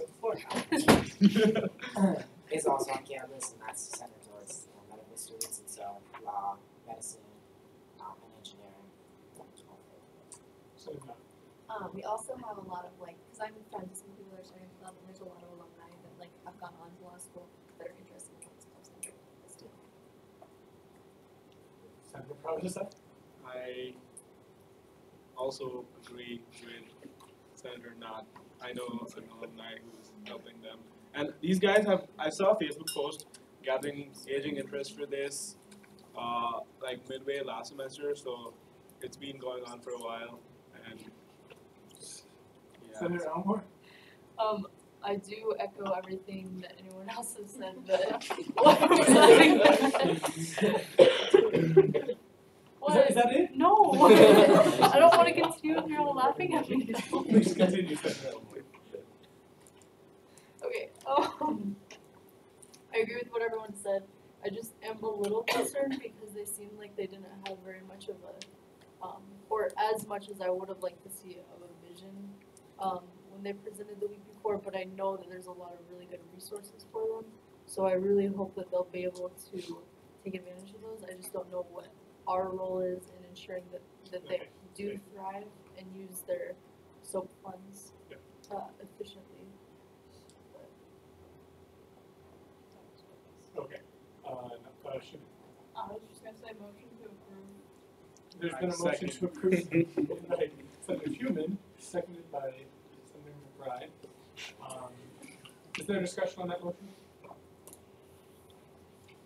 Okay, seeing none, we'll move on to roll call vote. Not. Aye. Provozov. Aye. Darcy Ross. Aye. Elmore. Aye. Plum. Albanekis. Aye. Schumer. Aye. Rogers. Aye. Bottom. Aye. Rio. Aye. Barthel. Aye. McBride. Aye. Otten. Aye. Yoder. Wright. Aye. Vanellis. Aye. Bolsher. Aye. Knight. Aye.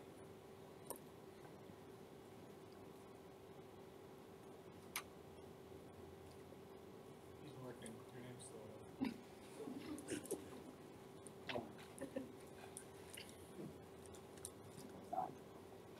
Knudsen. Pass. Henning. Aye. Knudsen. Aye. All right.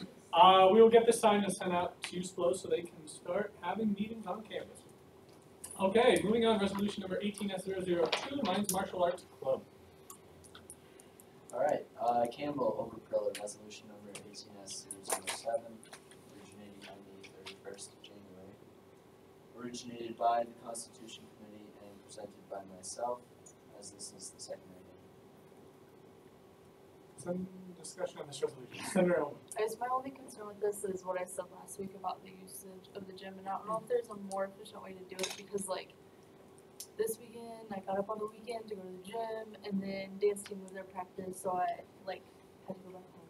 Which I think that some people are maybe experiencing those frustrations. So I don't know if there's a better way that. I mean, I know not everyone uses the gym, so not everyone wants to get an email when the room is going to be used, but. And That's a good question for technical staff. So I'll reach out. I'll send an email to him. Okay. Ask about that. No. Senator Petty. They do have martial arts scheduled on. It's on Thursdays at 7:15 in the evening. It's on the yoga schedule. It goes out. So I believe that's the martial arts club as well. Are you talking about the Kung Fu club? Yeah, I think that's like a class. Yeah, It's like a cardio class. But I'm setting a reminder. Further discussion on this resolution? Senator Provozov? I move to approve. There's been a motion to approve, made by Senator Provozov, seconded by Senator Reel. Discussion on that motion? Seeing none? Not. Aye. Provozov. Aye. Darcy Ross. Aye. Elmore. Aye. Plum. Albanekis. Aye. Schumer. Aye. Rogers. Aye. Bottom. Aye. Rio. Aye. Barthel. Aye. McBride. Aye. Otten. Aye. Wright. Aye. Vanellis. Aye. Bolsher. Aye. Knight. Aye. Knudsen. Aye. Penny? Aye. The ayes have it. We will get this signed and sent out to Commercial Arts. Okay, moving on, we have resolution number 18S008, junior senior appointment. Campbell Overpriller, resolution number 18S008, originated on the 31st of January 2018 by myself and Vice President Overpriller, presented by myself. As this is the second reading, I will not read it again. Is there any discussion on the resolution?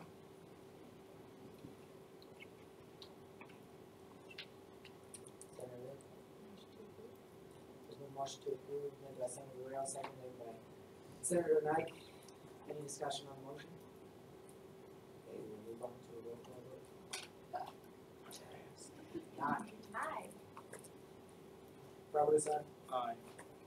Proxy lost. Aye. Elmore. Aye. Brown. Aye. Alvarez. Aye. Schumann. Aye. Rogers. Aye. Bottom. Aye. Leah. Aye. Barthel. Aye. McBride. Aye. Otten. Aye. Rice. Aye. Gonzalez. Aye. Wilshire. Aye. Knight. Aye. Knudsen. Aye. Bennett. Aye. Motion passes. Well, congratulations, Ms. Spillman. Eileen David Spillman. We will do oath of office if we have a form. Her middle name's not David. It is David.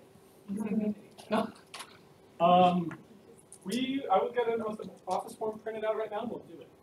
But in the meantime, we'll move on to, we'll do it right after unfinished business. So we'll move on to resolution number 18S009, G-Wiz New Venture Funding. Campbell Overpoller Resolution Number 18S009, originated on the 31st of January 2018, originated by Finance Committee, presented by myself. As this is the second time seeing it, I will not read it again. Just an update that Ezra sent me. I asked last week what they'd be using the $500 for venture funding for. And it says they have several events planned this semester that will require purchasing basic organization supplies, such as banners, tablecloths, binders, and pins. They'd also like to provide food and drink at a recruitment event, and then they have multiple outreach opportunities scheduled. Different examples are STEM Career Night at Central High School, and they'd like to purchase experiment and activity supplies for that. And then it says that they would like to bring a speaker to campus for April, which would require travel and hotel funds. Discussion on this resolution. Eileen, would you go grab it? Yeah.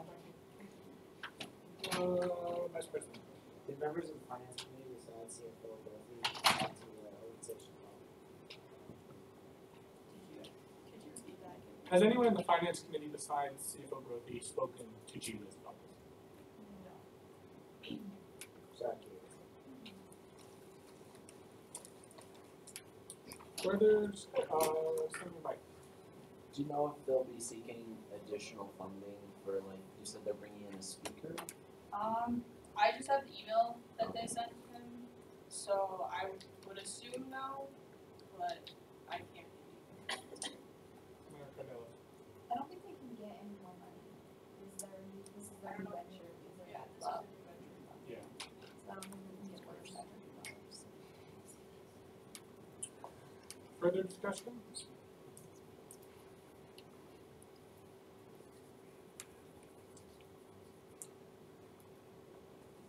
Okay, I would entertain a motion if anyone's Senator Bartel, motion to approve. There's a motion to approve made by Senator Bartel, seconded by Senator Kushner. Discussion on that motion? Move on to roll call vote. Not. Providence, aye. Parks, Devon. Aye. Elmore. Yes. Wait, does that mean you come back to me? Yes. Clark. Aye. Alvarez. Aye. Schumann. Aye. Rogers. Pass. Bottom. Aye. Real. Aye. Barthel. Aye. McBride. Pass. Otten. Aye. Light. Aye. Cordelis. Aye. Wilshire. Aye. Knight. Aye. Knudsen. Abstain. Bennett. Aye. Elmore. Aye.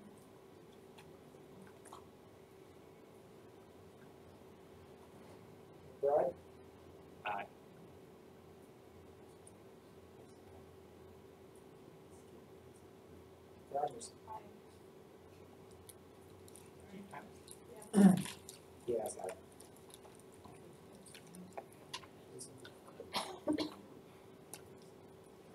Okay, sorry. We will get that, we'll let Judas know, and then we can get the funding. In the meantime, let's do an oath of office. We should all stand up. I won't, I'll sit here. Kate, are you gonna film? Okay.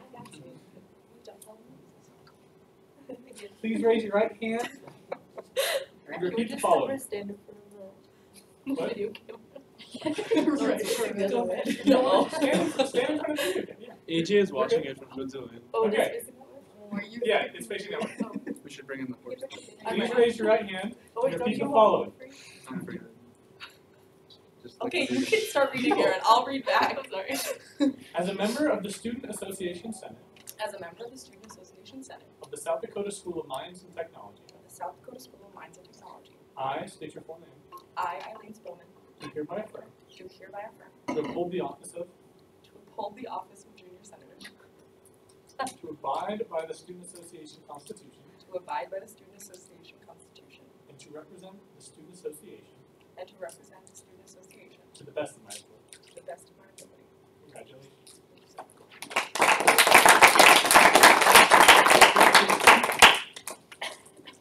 Getting a little cheeky, I think. With that, we have no new business, but I would imagine we have at least one topic for open discussion. So moving on, Senator Spillman. I think we should form a committee right away to start Address that open forum. Do we want to talk about it as a group at all before we? Okay. Moving on. So with that, let's talk about the 70 people we just had in the room. Who would like to speak first? Senator Rogers. I've been hearing about this for months now. I have a lot of friends and friends at this point that are seriously concerned and have gotten into tears over problems like this. And personally, like, it doesn't just affect the doublies and all the computer engineers. It affects almost everyone else in this room. Like mechanicals, I personally, like, I am so looking forward to Wendy's circuits for non-believers class. I really believe that the hands-on thing is kind of why I came to Mines, and I know that's another reason why a lot of other people came to Mines. And to have those opportunities taken from us, I feel like that's not fair. That's not what we decided on. It's not what I decided on, and that's another opportunity taken away from me. So. I think the line that he said, anyone can be an engineer, ST Mines builds engineers, like that just really stuck with me, because like the kids that are having the problems in this department right now are going to be the ones that are either leaving or graduating, and they're going to be coming back and hiring, and if they know the problem hasn't been fixed, they're not going to want to hire through Mines. And the reputation, like Mines has a very good reputation like around everywhere. We don't want anything here. It also says something that this is being led by a senior. Like, he could have just graduated this semester and left the department and just been done with it, but it really says something that he wants to actually fix the problem before he leaves. Oh, sorry. Wow. I was like, did I say I the wrong really name? direct eye contact with you too. So last semester I had to take an EE class for my major. God knows why. I don't know. I haven't applied it yet. But I had to take a class in the department, and I was immediately struck by how much the people who were in it loved it, but I couldn't figure out why. I was like, why do you like this? This is like, there's no communication between anybody, it felt like, in the department, just from what I got. And I remember there was one time we were in a lab and they lost a batch of chips, and there was just, they were like, we don't know where it is, and like everyone, there was just like all this lack of communication, and I was just really struck by that. And yeah, it just seems like there's a lot of problems that need to be fixed, for sure. I'm gonna go to Knutson. No, Mike's just a small thing. You're just clarifying IC chips, integrated circuit chips, They not like lost Doritos. excellent IC chips. Okay. I was really confused for a second because I was totally in Doritos. Oh, yeah. Okay. I would be able to turn up for that too. Cardell? I know a couple people who are like they're freshmen and it's like, if the department stays like this, I'm going to switch schools, and I know one who's actually already switched out of the department because of how it's set up right now. I think more than anything, when Rankin came in here, he talked about specifically this department and its sister at like Colorado School of Mines and places around here, and how we've been balancing credit hours, things like that. So So things like this, I think, make it so that it looks like a really bad alternative in comparison to those other programs, and this needs to be resolved ASAP on that run. I just think it would be like a really great thing for us to like provide a platform for students that are like scared of retribution, of speaking out and everything. Because I think that is just terrible. The fact that like you cannot even like speak your mind or go to like a professor or like the department head and say what you think without like getting like attacked, fired, or bad grades. Like I think that's something we need to provide for them. I don't know about the rest of you, but I already know of several people outside of Mines who are talking about this. And I don't think that is not the reputation that this school has. That is not the reason why I came to this school, and I agree that we should fix this. Well, I was just so I've got a little bit to say, so I was gonna let everyone else just kind of. I agree with what you said, Jake, about the telephone thing, but I think in this situation, as long as we have administration there, if we get enough administration, I don't think it'll be too much of an issue.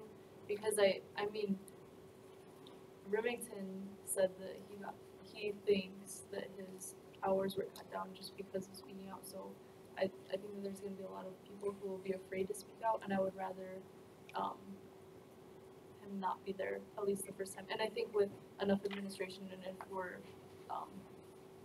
conducting it, I think it'll be okay. But I understand what your concern is. So I was just saying that I know we all are, I hope we all are on the same page. And Gina kind of just spearheaded it, like, let's talk about how we're gonna act on it, because like, unless someone has something different, like I know Senator Knudsen might have something to add to like the concern, but we've heard them for like an hour, and I think we should go about how we're gonna tackle the situation and suggestions. I was just gonna ask, does anybody know like the history of why Dr. Region was brought in and how long he's been here? I was gonna investigate on it. Speak as you were on that. Yeah.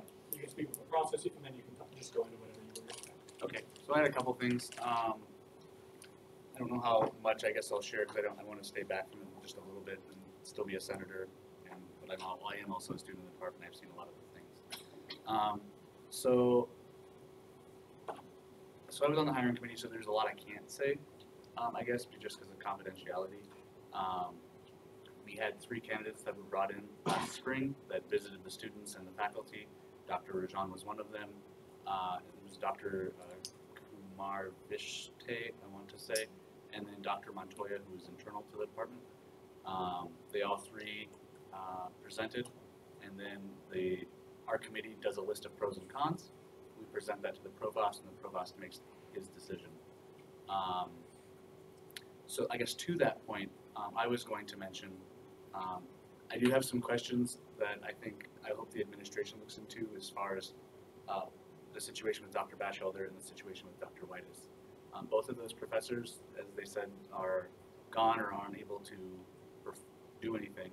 And they were both on the hiring committee with me last spring. They were the only 2 internal to the department, and they're not here anymore. Maybe that's just something that I'm correlating, but it does seem weird to me. And I would just like it looked into, or at least I guess on the notes.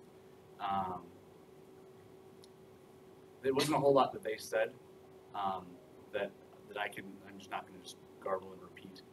There was definitely an air of fear among the faculty. I know someone asked that question. I think Ezra asked that question when faculty talked. I couldn't get anybody to go to Rajan to ask for a key for my senior design class, or my senior design group, to have a key to access the room where our stupid project was. It took 8 weeks to get a key because no one was willing to talk to him. It was just this atmosphere. I don't know if it was openly fear, but it was apprehension. And from 2 different professors, and it was ridiculous.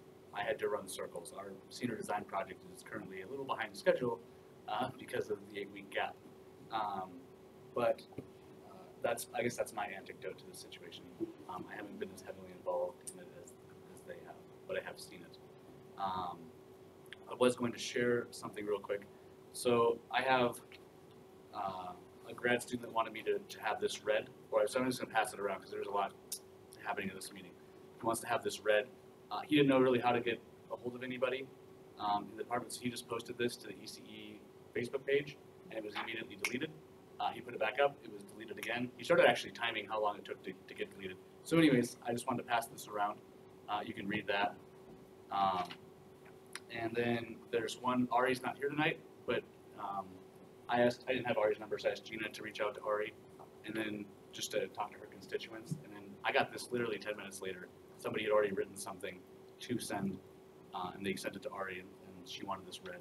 So I'm also going to pass that around. And then this last one, someone in my power class sent this to me after she sent this to Dr. Rankin. She wanted to have this read here. I am not a mother, and I am not a woman, so I'm going to ask Gina to read this, just because I think it's going to come across a little weird voice-wise. So if you wouldn't mind, and then I'm going to start, after you're done, I'll start passing these around. So it's this long, so bear with me for a second. I'm emailing you with my concerns about the ECE department head, Dr. Jean. My concerns stem from my own personal interaction with him, and unfortunately it wasn't a good one. However, I want to give you a bit of background on myself first. I am a non-traditional student who started my journey for electrical engineering as a mother of 2 preschoolers. I am ending this journey as a mother of 4. I have continued my education despite carrying to term 2 pregnancies and the demand of caring for my infants as well as my now school-age children. Why is my background important? Well, it is because of my background that Dr. Rajan utterly dismissed me the first and only time I talked to him. Last semester, Dr. Rajan had arranged a meet and greet with the ECE seniors during our senior design class. At one point, he started to walk around and talk personally with the students.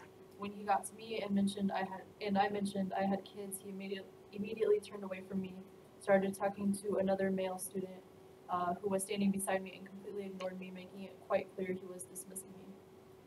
I was so shocked by his behavior that it actually took me a bit to realize what happened, and I was angry when I finally did. Not only was it rude, it was a slap in the face of all of my hard work, as I fought very hard to get where I am. In that moment, I was a senior student fixing to graduate in the spring, but I simply was not worth his time. No, not just his time, as he had no problem talking to my fellow student. I simply wasn't worth anything. I was nothing, and all because I was a mother. I often wonder, would he have behaved the same way if I were male and said I were a parent? Or was it simply because I didn't fit the typical student model? Would he react the same way to other students who aren't the traditional student and or parents? The department head is the foundation of a department and the face of the school for whatever department they are the head of. If Dr. Rajan had reacted that way to a freshman, it would make them question things. It would make them question if they really could get their degree, considering their department head doesn't think they are worth his time or energy. If their department head isn't behind them, then why stay here? Why go to a school whose department head utterly dismisses you simply because you have kids or don't fit the model?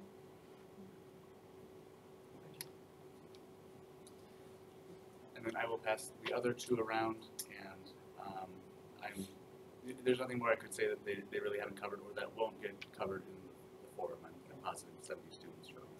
So actually I'll send one way and I'll send one the other. So I guess for the sake of informality, I mean, is there anyone, all those in favor of holding some sort of forum in trying to bridge this communication gap? All those opposed? Okay. Then, Just I thought you were like opposed.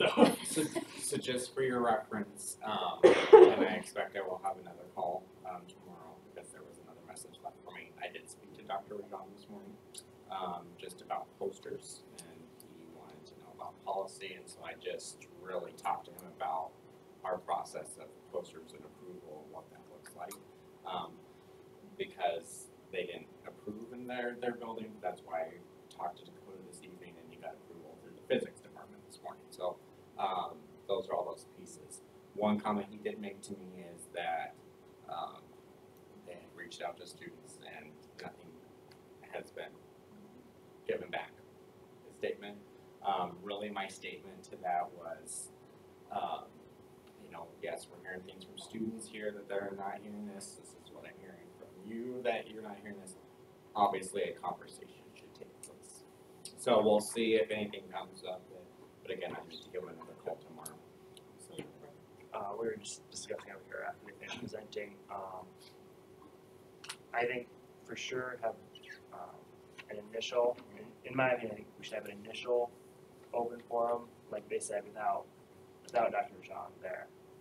But then maybe have another one with him there. I think having an initial one without him there, that would allow the students, I don't know if that could be there, but allow students just maybe a little bit more raw in what they're saying without having to be confrontational directly. And then, but I don't think it'd be fair to not give him a chance to also be. Yep. So one thing I would add, in talking with Dakota, they came because they wanted someone who was not necessarily involved. They wanted us to be able to facilitate a conversation without being on the side. I think if that's true, it's worth our time to also hear what the other side has to say. I talked to Team Dan a little bit about this.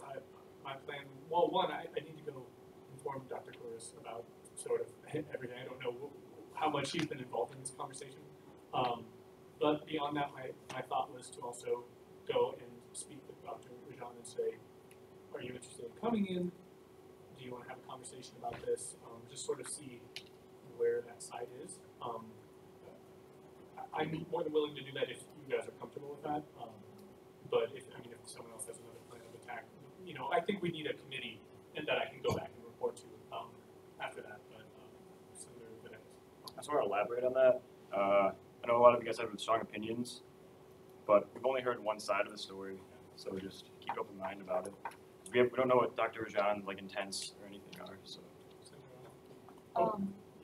Go ahead. I was just gonna say that once we appoint a committee, I'm sure they're more than capable of talking logistics. So, I mean, if you guys have ideas you want to give to them, but I feel like we've talked about it a lot. Yeah, I agree. Yeah, and I work with students on process all the time. And again, you all, as a governing group, have been very helpful to me as the dean over the time to talk about the process. And that's why we put up the complaint page on the website so that the processes according to Board of Regents policy and School of Mines policy are posted there. So this tonight was very impactful, and it's really a student association at work. And so I commend you all. And I also commend the students. They do come in very professionally. Very, very cool. The in process, it would be if somebody was really upset with you, you would want them to talk to you first. That's the standard protocol. I sense that there's been that effort here, okay? And we're hearing tonight that, they don't feel like that's getting anywhere. Does that make sense? So the next step in process is when you formalize it, that you put it in writing and you sign it and you date it. And the testimonial that you just read and the ones that you have there, I can have copies of those, that would be helpful. Yep. Because they're public, correct? And so, but think about that written piece. And I know Dakota and the students are putting together a written document. And that's really important in this. They really need to get down, they need to refine it. They're doing a good job of trying to take the subjectivity out of it to get to what are the real issues. That's important. And I think you as a student association and Aaron as the leader, you're right on to get to the provost to talk about this. Then but then you need that in writing, and so that's very important in this process. And in the process of writing, what is the issue and what do you want done about it? And today, some things were really coming out about what do you want done about it. You want to hear the ECE plan. What is the plan? And then you want some answers. There wants to be some answers. So that's really, you're headed all in the right direction. But rather than deliberate a lot and spend a lot of time on it, get with the provost and start really addressing the issue would be my advice. I just have a quick question. If we do tell students, when we tell students to write their testimony and get it written down, where does that need to go? Well, and again, I think they're looking to Dakota to write that, and I think that's what he's putting together. So to have one statement and them all signing it is sufficient. But you've got these individual testimonials, plus they're sending them to the president. You know, that's important. Does that answer your question? So you would rather have one compiled document than several? And that's individual student choice, but if they choose to do it as one, that's, So one thing I was going to mention is that you're going to form a committee.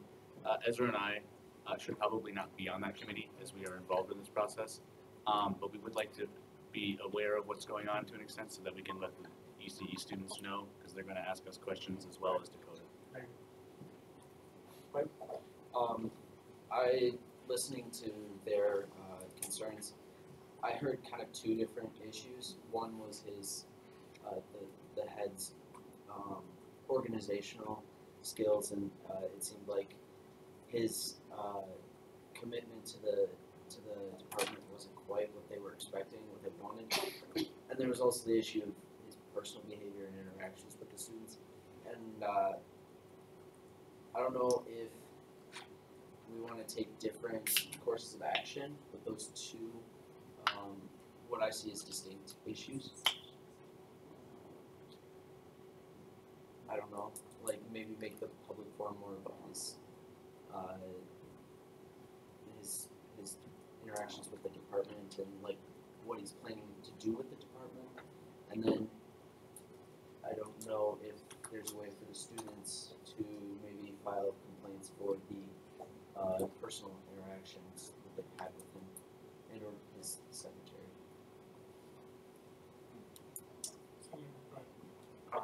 Another thing that we should consider, just backing away, obviously there's a lot of personal frustration and just frustration within the department, clearly.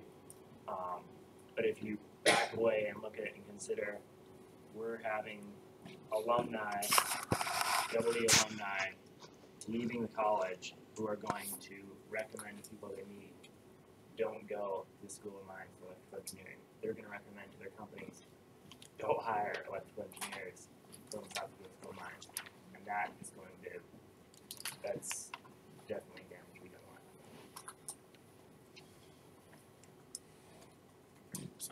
Out of curiosity, has there ever been like any precedent of something like this before on campus, or like any other kind of like departments have been very upset with their heads or anything like that? there's been other issues over time, sure. Not this exact one, but where students get together and voice their concerns and, Would you say it's like a rare occurrence, or is this like something that happens just like periodically? Like it's periodic, yeah. Okay. Was there another hand that saw? Yeah, I don't know if this is like the time for this now, but like going off the email that was already read, that's not the only instance of him being against what a female's perspective is. Like even just saying like, "Hi, how are you?" Like he's turned away from other women, and that like as a female that really bothers me just hearing that type of story. So I don't know all the details on it, but I've also heard plenty of other stories about it. And thank you. I would just again make that distinction that we need to make sure whatever we are discussing, whatever we're doing are facts. If we're going to be objective, if we're going to try to help bridge communication, the last thing we can do is take action or form opinions on anything that's some sort of speculation. So, Vice President. Over. So on that as well, when thinking about realistically having this open forum and who specifically would be moderating, because in like a Cracker Barrel, it usually is one person that moderates and they have to be completely objective. I'm wondering if any one student or faculty can be completely objective because you're either a student or a faculty member. So I think whoever's on that committee should also think about potentially having some sort of outside entity be a moderator, and I don't know what that would look like, but it's something that just to think about is who can be completely objective. I mean, like, I've never taken an EE class. I will never have to take an EE class. I've never had anything to do with the department, so I don't know. I guess I feel pretty objective. I don't know if that's not objective. Right. I was just thinking from like, as a student, we see other students. These are our friends and everything, and so if we were to moderate that for students and faculty, that sort of thing. one, I would say that everyone here, I mean, we all are adults, and I think as long as it's not someone from the department itself, they did come to us to moderate this. I think we should moderate. Otherwise, they could have just gone to somebody else and then rented a room. Right. Well, let's form. Did you have something else? Okay. Let's form a committee. Who's all interested? If it's the whole Senate, we need to maybe think about whittling that down a little bit for productivity's sake. But maybe not. Who's all interested in serving on this committee? Raise your hands high, please.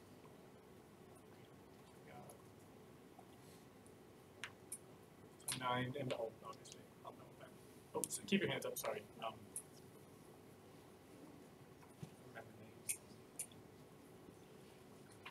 Higher on.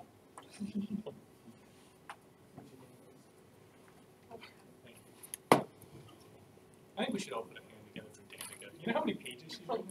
8 pages. 8 pages. Okay. Who would like to sort of spearhead that? Is there anyone who would really like to be involved in that? Professor? Okay. Just let's find a time to meet soon, and I will go have a conversation with Provost Corus and, if possible, a short meeting with Dr. John and report at the meeting, which will hopefully be the next couple days or early next week. Yes? Senator Brian. Just a question about talking to Provost. I assume this whole presentation meeting is going to be the videos in the internet, right? It's live streamed. It's not. I don't think we save them as videos. It's not recorded. I don't believe it's recorded. Okay. Maybe you can record YouTube videos. Because I was just thinking of, would it be worth it to show the presentation if it was possible to the Provost before? Yeah, we don't have a copy of it, as far as I'm aware. Sorry.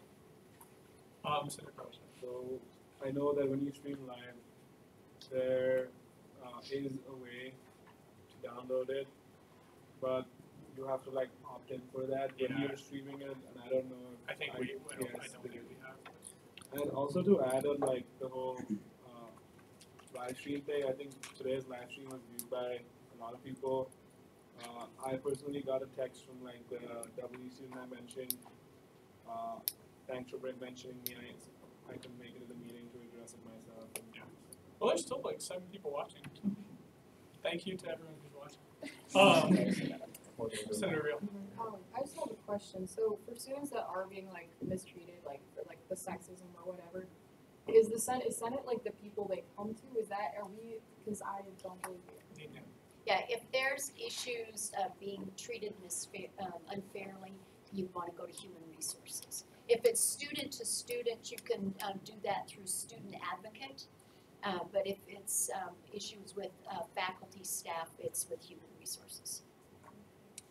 I would just like to say that maybe we should definitely make this open forum strictly about the direction of the department instead of personal. Yes, and attack. when I spoke with Dakota, I mentioned that as well. I said, actually, I was worried about this meeting turning into that, and I said, first of all, I hold you accountable for anything that gets said, but and he acknowledged that.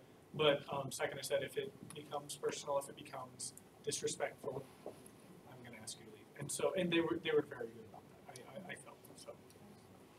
But I agree. It's you need in any sort of forum like this. It's important. And the personal do direct to Kelly should. Okay, so Senator McBride.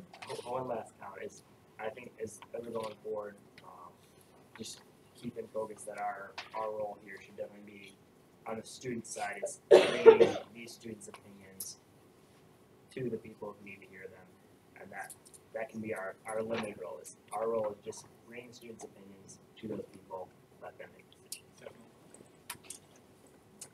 Okay. With that, I think that will end our discussion on that. Senator Prowse, yes. Or no, I know. I was going to say something to you. Okay. I just wanted to Senator Prowse, will you make sure to get that list of people from Danica and email them like tonight? yeah, I'll send them on. Okay. Thank you. No, Jake. Go ahead. Sorry. Jake has so a I've got to go, but I really wanted to bring something more forward, but I can move it to open discussion. About the survey? Yeah, can I have you play that up real quick? The picture. So Survey expansion committee met today, and this is just a picture from my phone, so it's kind of hard to see. But I really wanted to just talk to you guys about, this is really exciting. So right now we are, where are we at? This is the upper left, yes. Yep. Yeah, okay, so this is the current, like everything in white, and then this is all gonna be the expansion. Well, The light. not right here, the light blue. So right here, actually, from here on over, all that is the new Student Success Center. And what they're proposing right now, or with the design we've been working for the past few months, students, when I got opinion, they wanted a lot of design studio space, so like whiteboards and out in the Cervix Center right now, or the open area, we have a lot of tables, and then downstairs we've got those like movable whiteboards. A lot of people are saying they don't have enough space, and for group meetings they want to have those. So I just wanted to ask you guys' opinion on this design. So right now, these are the two tutoring rooms that they have. Right here in this open space, I'm gonna pass this around. This is kind of the layout that's gonna be going around of the table setup that they want in the middle. They're also gonna have like a coffee machine / coffee bar thing right here. These are all gonna be offices, student success offices over here, and then these are gonna be freshman advising offices. And currently that's not set up, and so they're technically open space, but in the future that's what they eventually want to move it in as. And also over here, this is really cool. Imagine the panels that are in the ballroom and the dividers. So there's going to be like 4 dividers that can be moved around that are whiteboard space. And so you can technically wall off the room here. You can push those up here. So this is one big area. And you can also leave it open in the 360 area and have like little corner type cubicles that are all whiteboard space. So that's one of the designs they wanted to implement there. They were looking at a garage door type feel into this big Christensen Hall of Fame type ballroom. Don't know if that. Were you out there? Yeah. Yeah. Can you talk more about that? Yeah. Logically, what the thought behind that is with that space, if there's catering in there, could that, if that's not being used for studying the Student Success Center, a place for dining to serve out for a student event or whatever. And so that's still in the talks. Again, it's finding a door also that when that's not happening, you've got the buffers of the sound if an event's going on and people are studying. So it's kind of a work in progress, whether that will happen or And not. I may be jumping the gun and presenting some stuff. No. Cool. But anyways, I know some of you have heard of like our senior designs for the beginning when they had a big entryway. Now it's just going to be, you have this vestibule where you walk in and you can go up to the Student Success Center over to where the current just open area picture deck is. And also where the keel is, this is the hole in the keel. And they're going to cut it down just a little bit. And right here is where they plan on putting the new Student Senate office. And so it's going to be right out in the open for, it's in a more easily accessible area so that students can see and be a lot more transparent. So that's one of the things that we're pushing for. And I think that's going to be really good. This is also one of those design studios right in the middle, whiteboard space, and they're going to try to incorporate a lot of glass whiteboard space with windows and stuff that like plastic covering so you can write on everything. So, anyways, I want to get your guys' opinion on some of the space, just so I can bring it up for, because final design is March. Yeah, I think so. Okay. So, any Just like what you're passing around, like the furniture ideas and stuff like that, like on there, is that just kind of something that's flowing, or like thematically, are we looking for like, I saw like wacky tables or like curvy and stuff like that, are we like trying to do things like that, or what? So it's all right now. It's open. We want to know what the students want and something that's. I've been really pushing for functional because I know a lot of people want tables.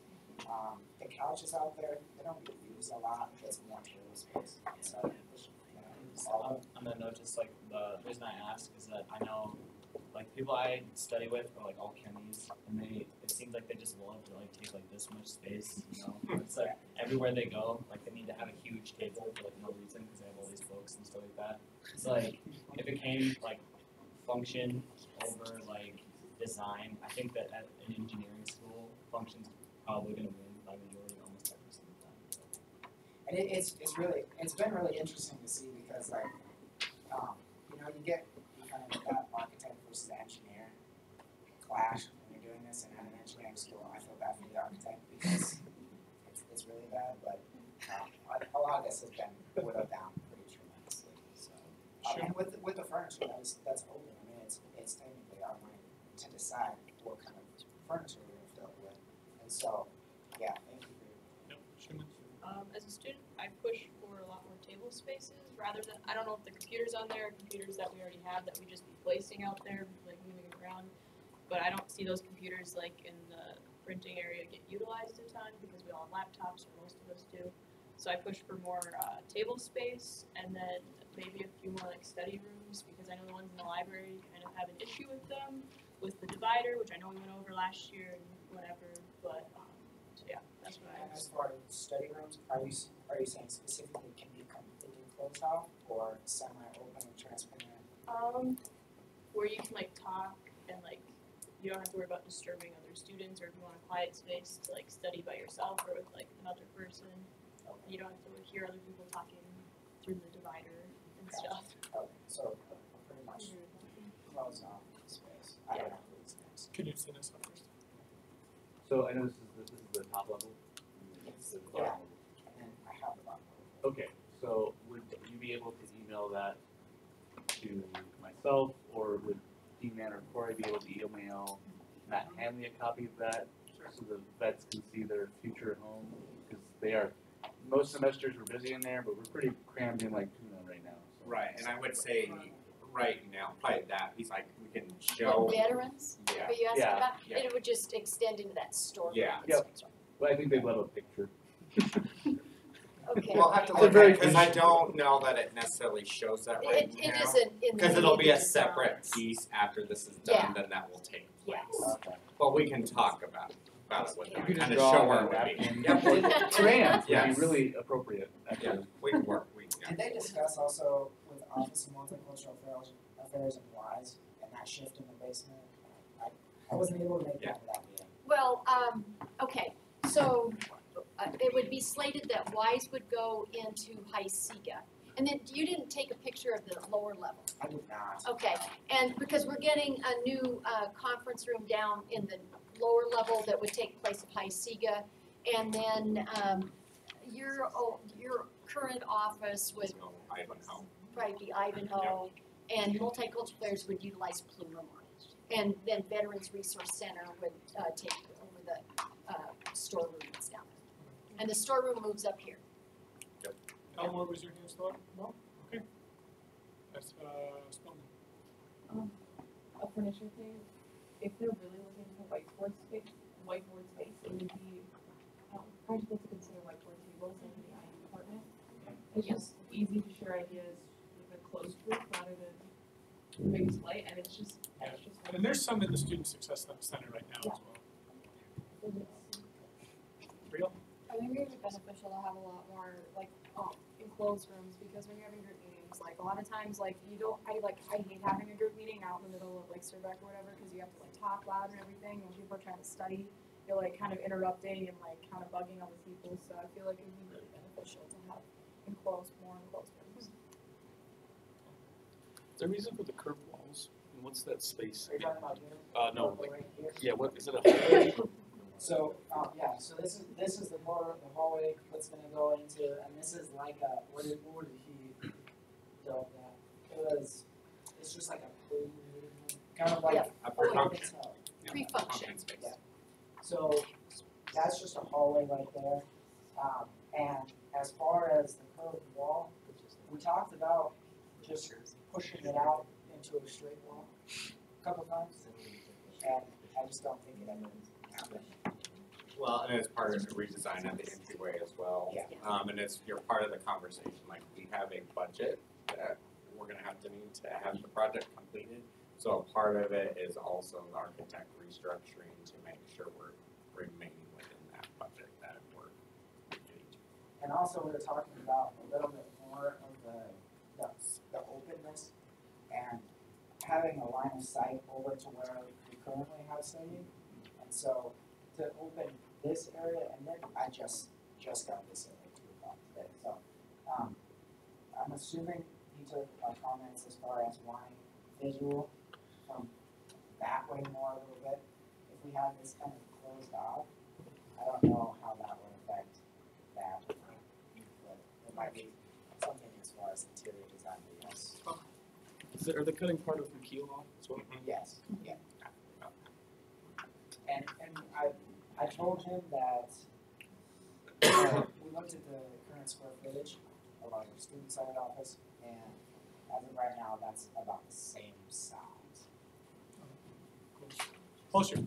How far out is all of this stuff? Is there like any chance you could like talk like more like these formalized plans with like that person designing like this kind of stuff? Well, 2.5 million has been raised, and another 2.5 needs to be raised. If it's going to be done by 2020, a lot has to happen between now and the end of the summer. Probably not that realistic. Looking more like 2021 probably, that it would be complete. There is an all-school reunion in 2020, so it'd be really cool if it was done, but it'll probably be under construction, would be my guess. And then if you have questions about the process, like it's not a secret process by any means. Jake serves on the committee, so those are great feedback or questions that you want asked of architects or engineers or anyone that's on the committee. He's a great person to do that.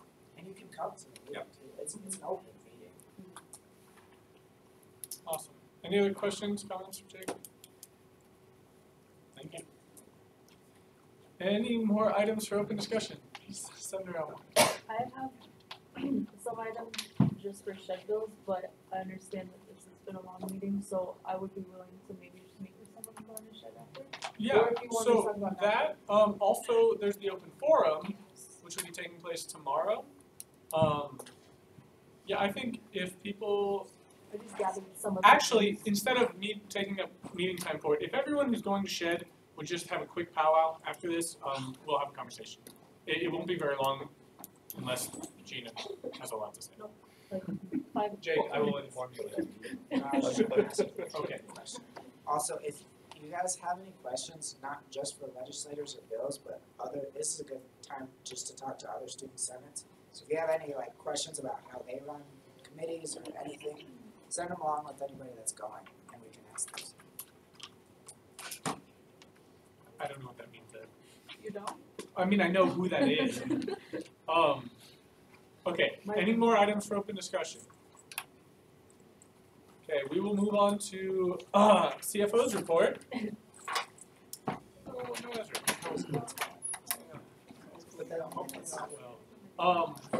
Senator McKnight? I think you would like me to say the state of the finances is good. I sure hope so. Senator Knudsen, do you have anything? Yeah, I have the state of the finances. Okay.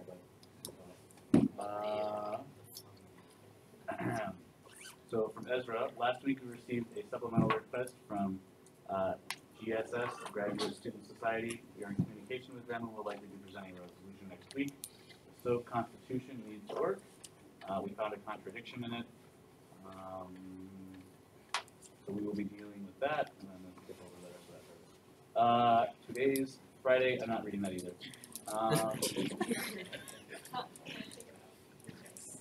We are also working to revamp the fun facts as a committee. For a Wednesday, perhaps? Well, as they've never worked. So, end of report. Okay, questions for finance? Okay, Vice President Jake apparently had nothing either, because he's leaving. I know. I don't have a whole lot for you guys. Like I said, thank you for sitting through this. I know we really had short meetings all year, so this has been the first real long one. Couple things I have. Please, I'm not going to drill people about one-on-ones right now, because I do want to talk about that, but not right now. Next week, if you've done a one-on-one, be prepared to talk about it. Shed, we're gonna meet after. We have one more senior coming in for the senior position next week, so we'll be probably taking an informal vote then. You just have one senior position open. Two senior positions, 3 people. And then hopefully we'll be getting a graduate senator to come in.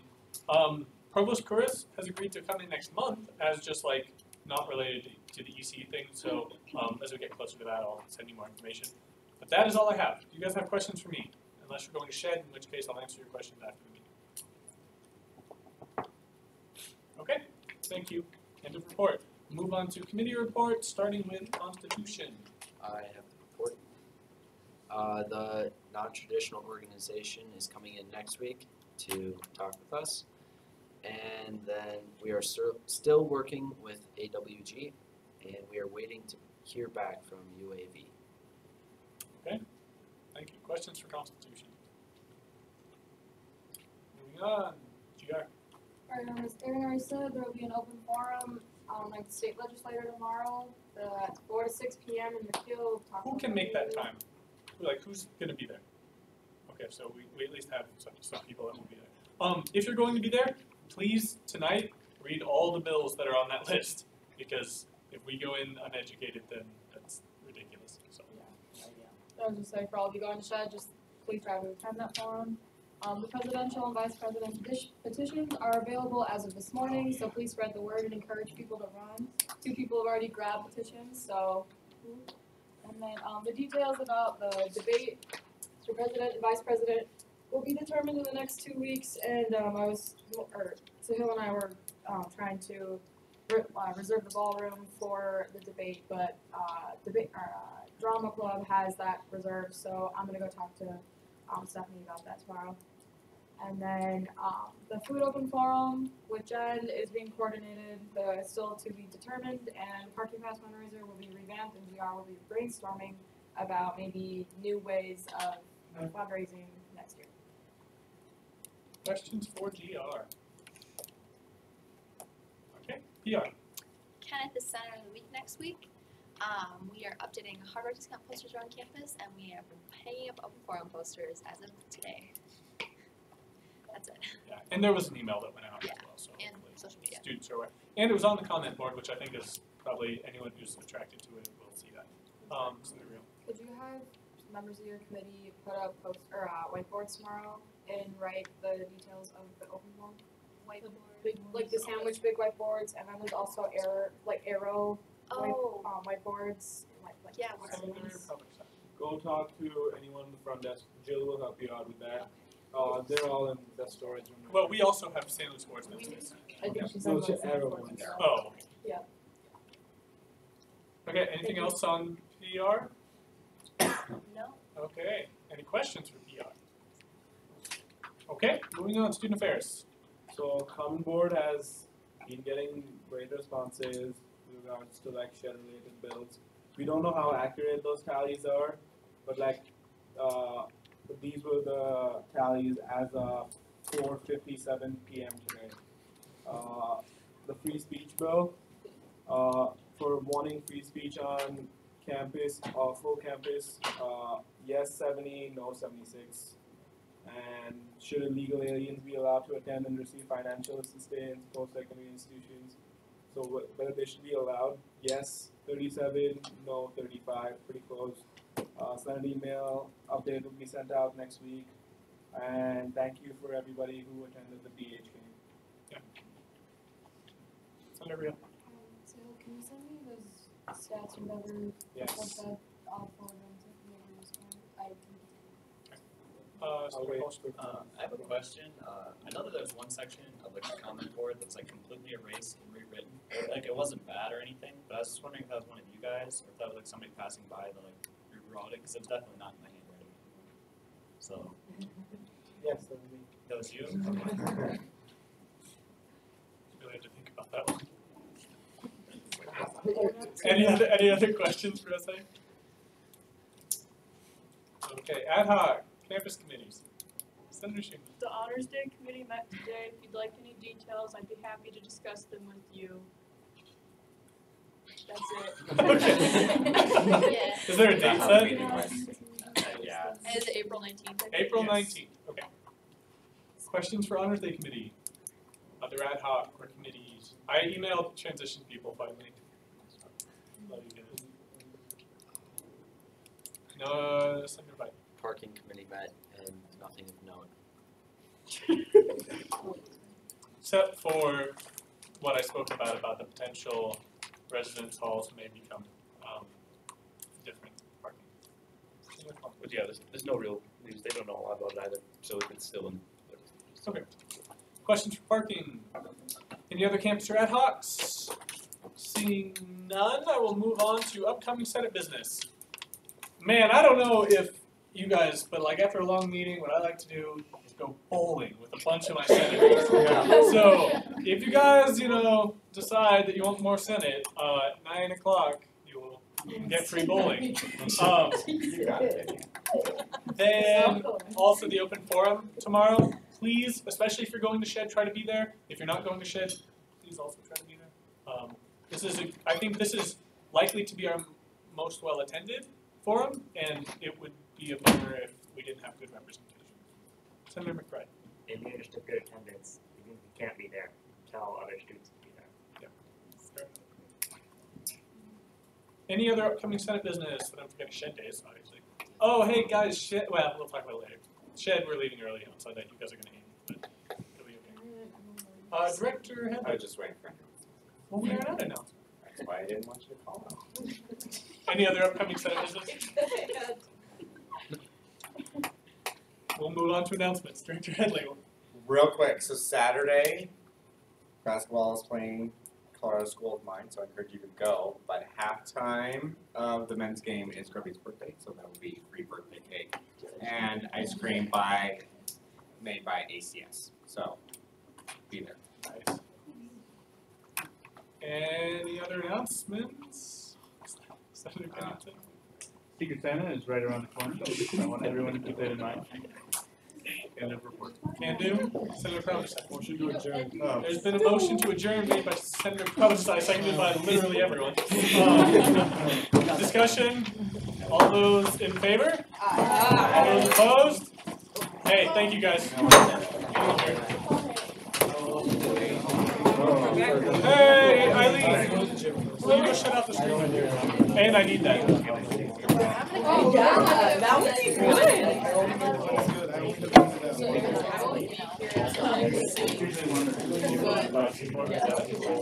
Yeah, so, but I was like, should I tell my proxy, like my opinion on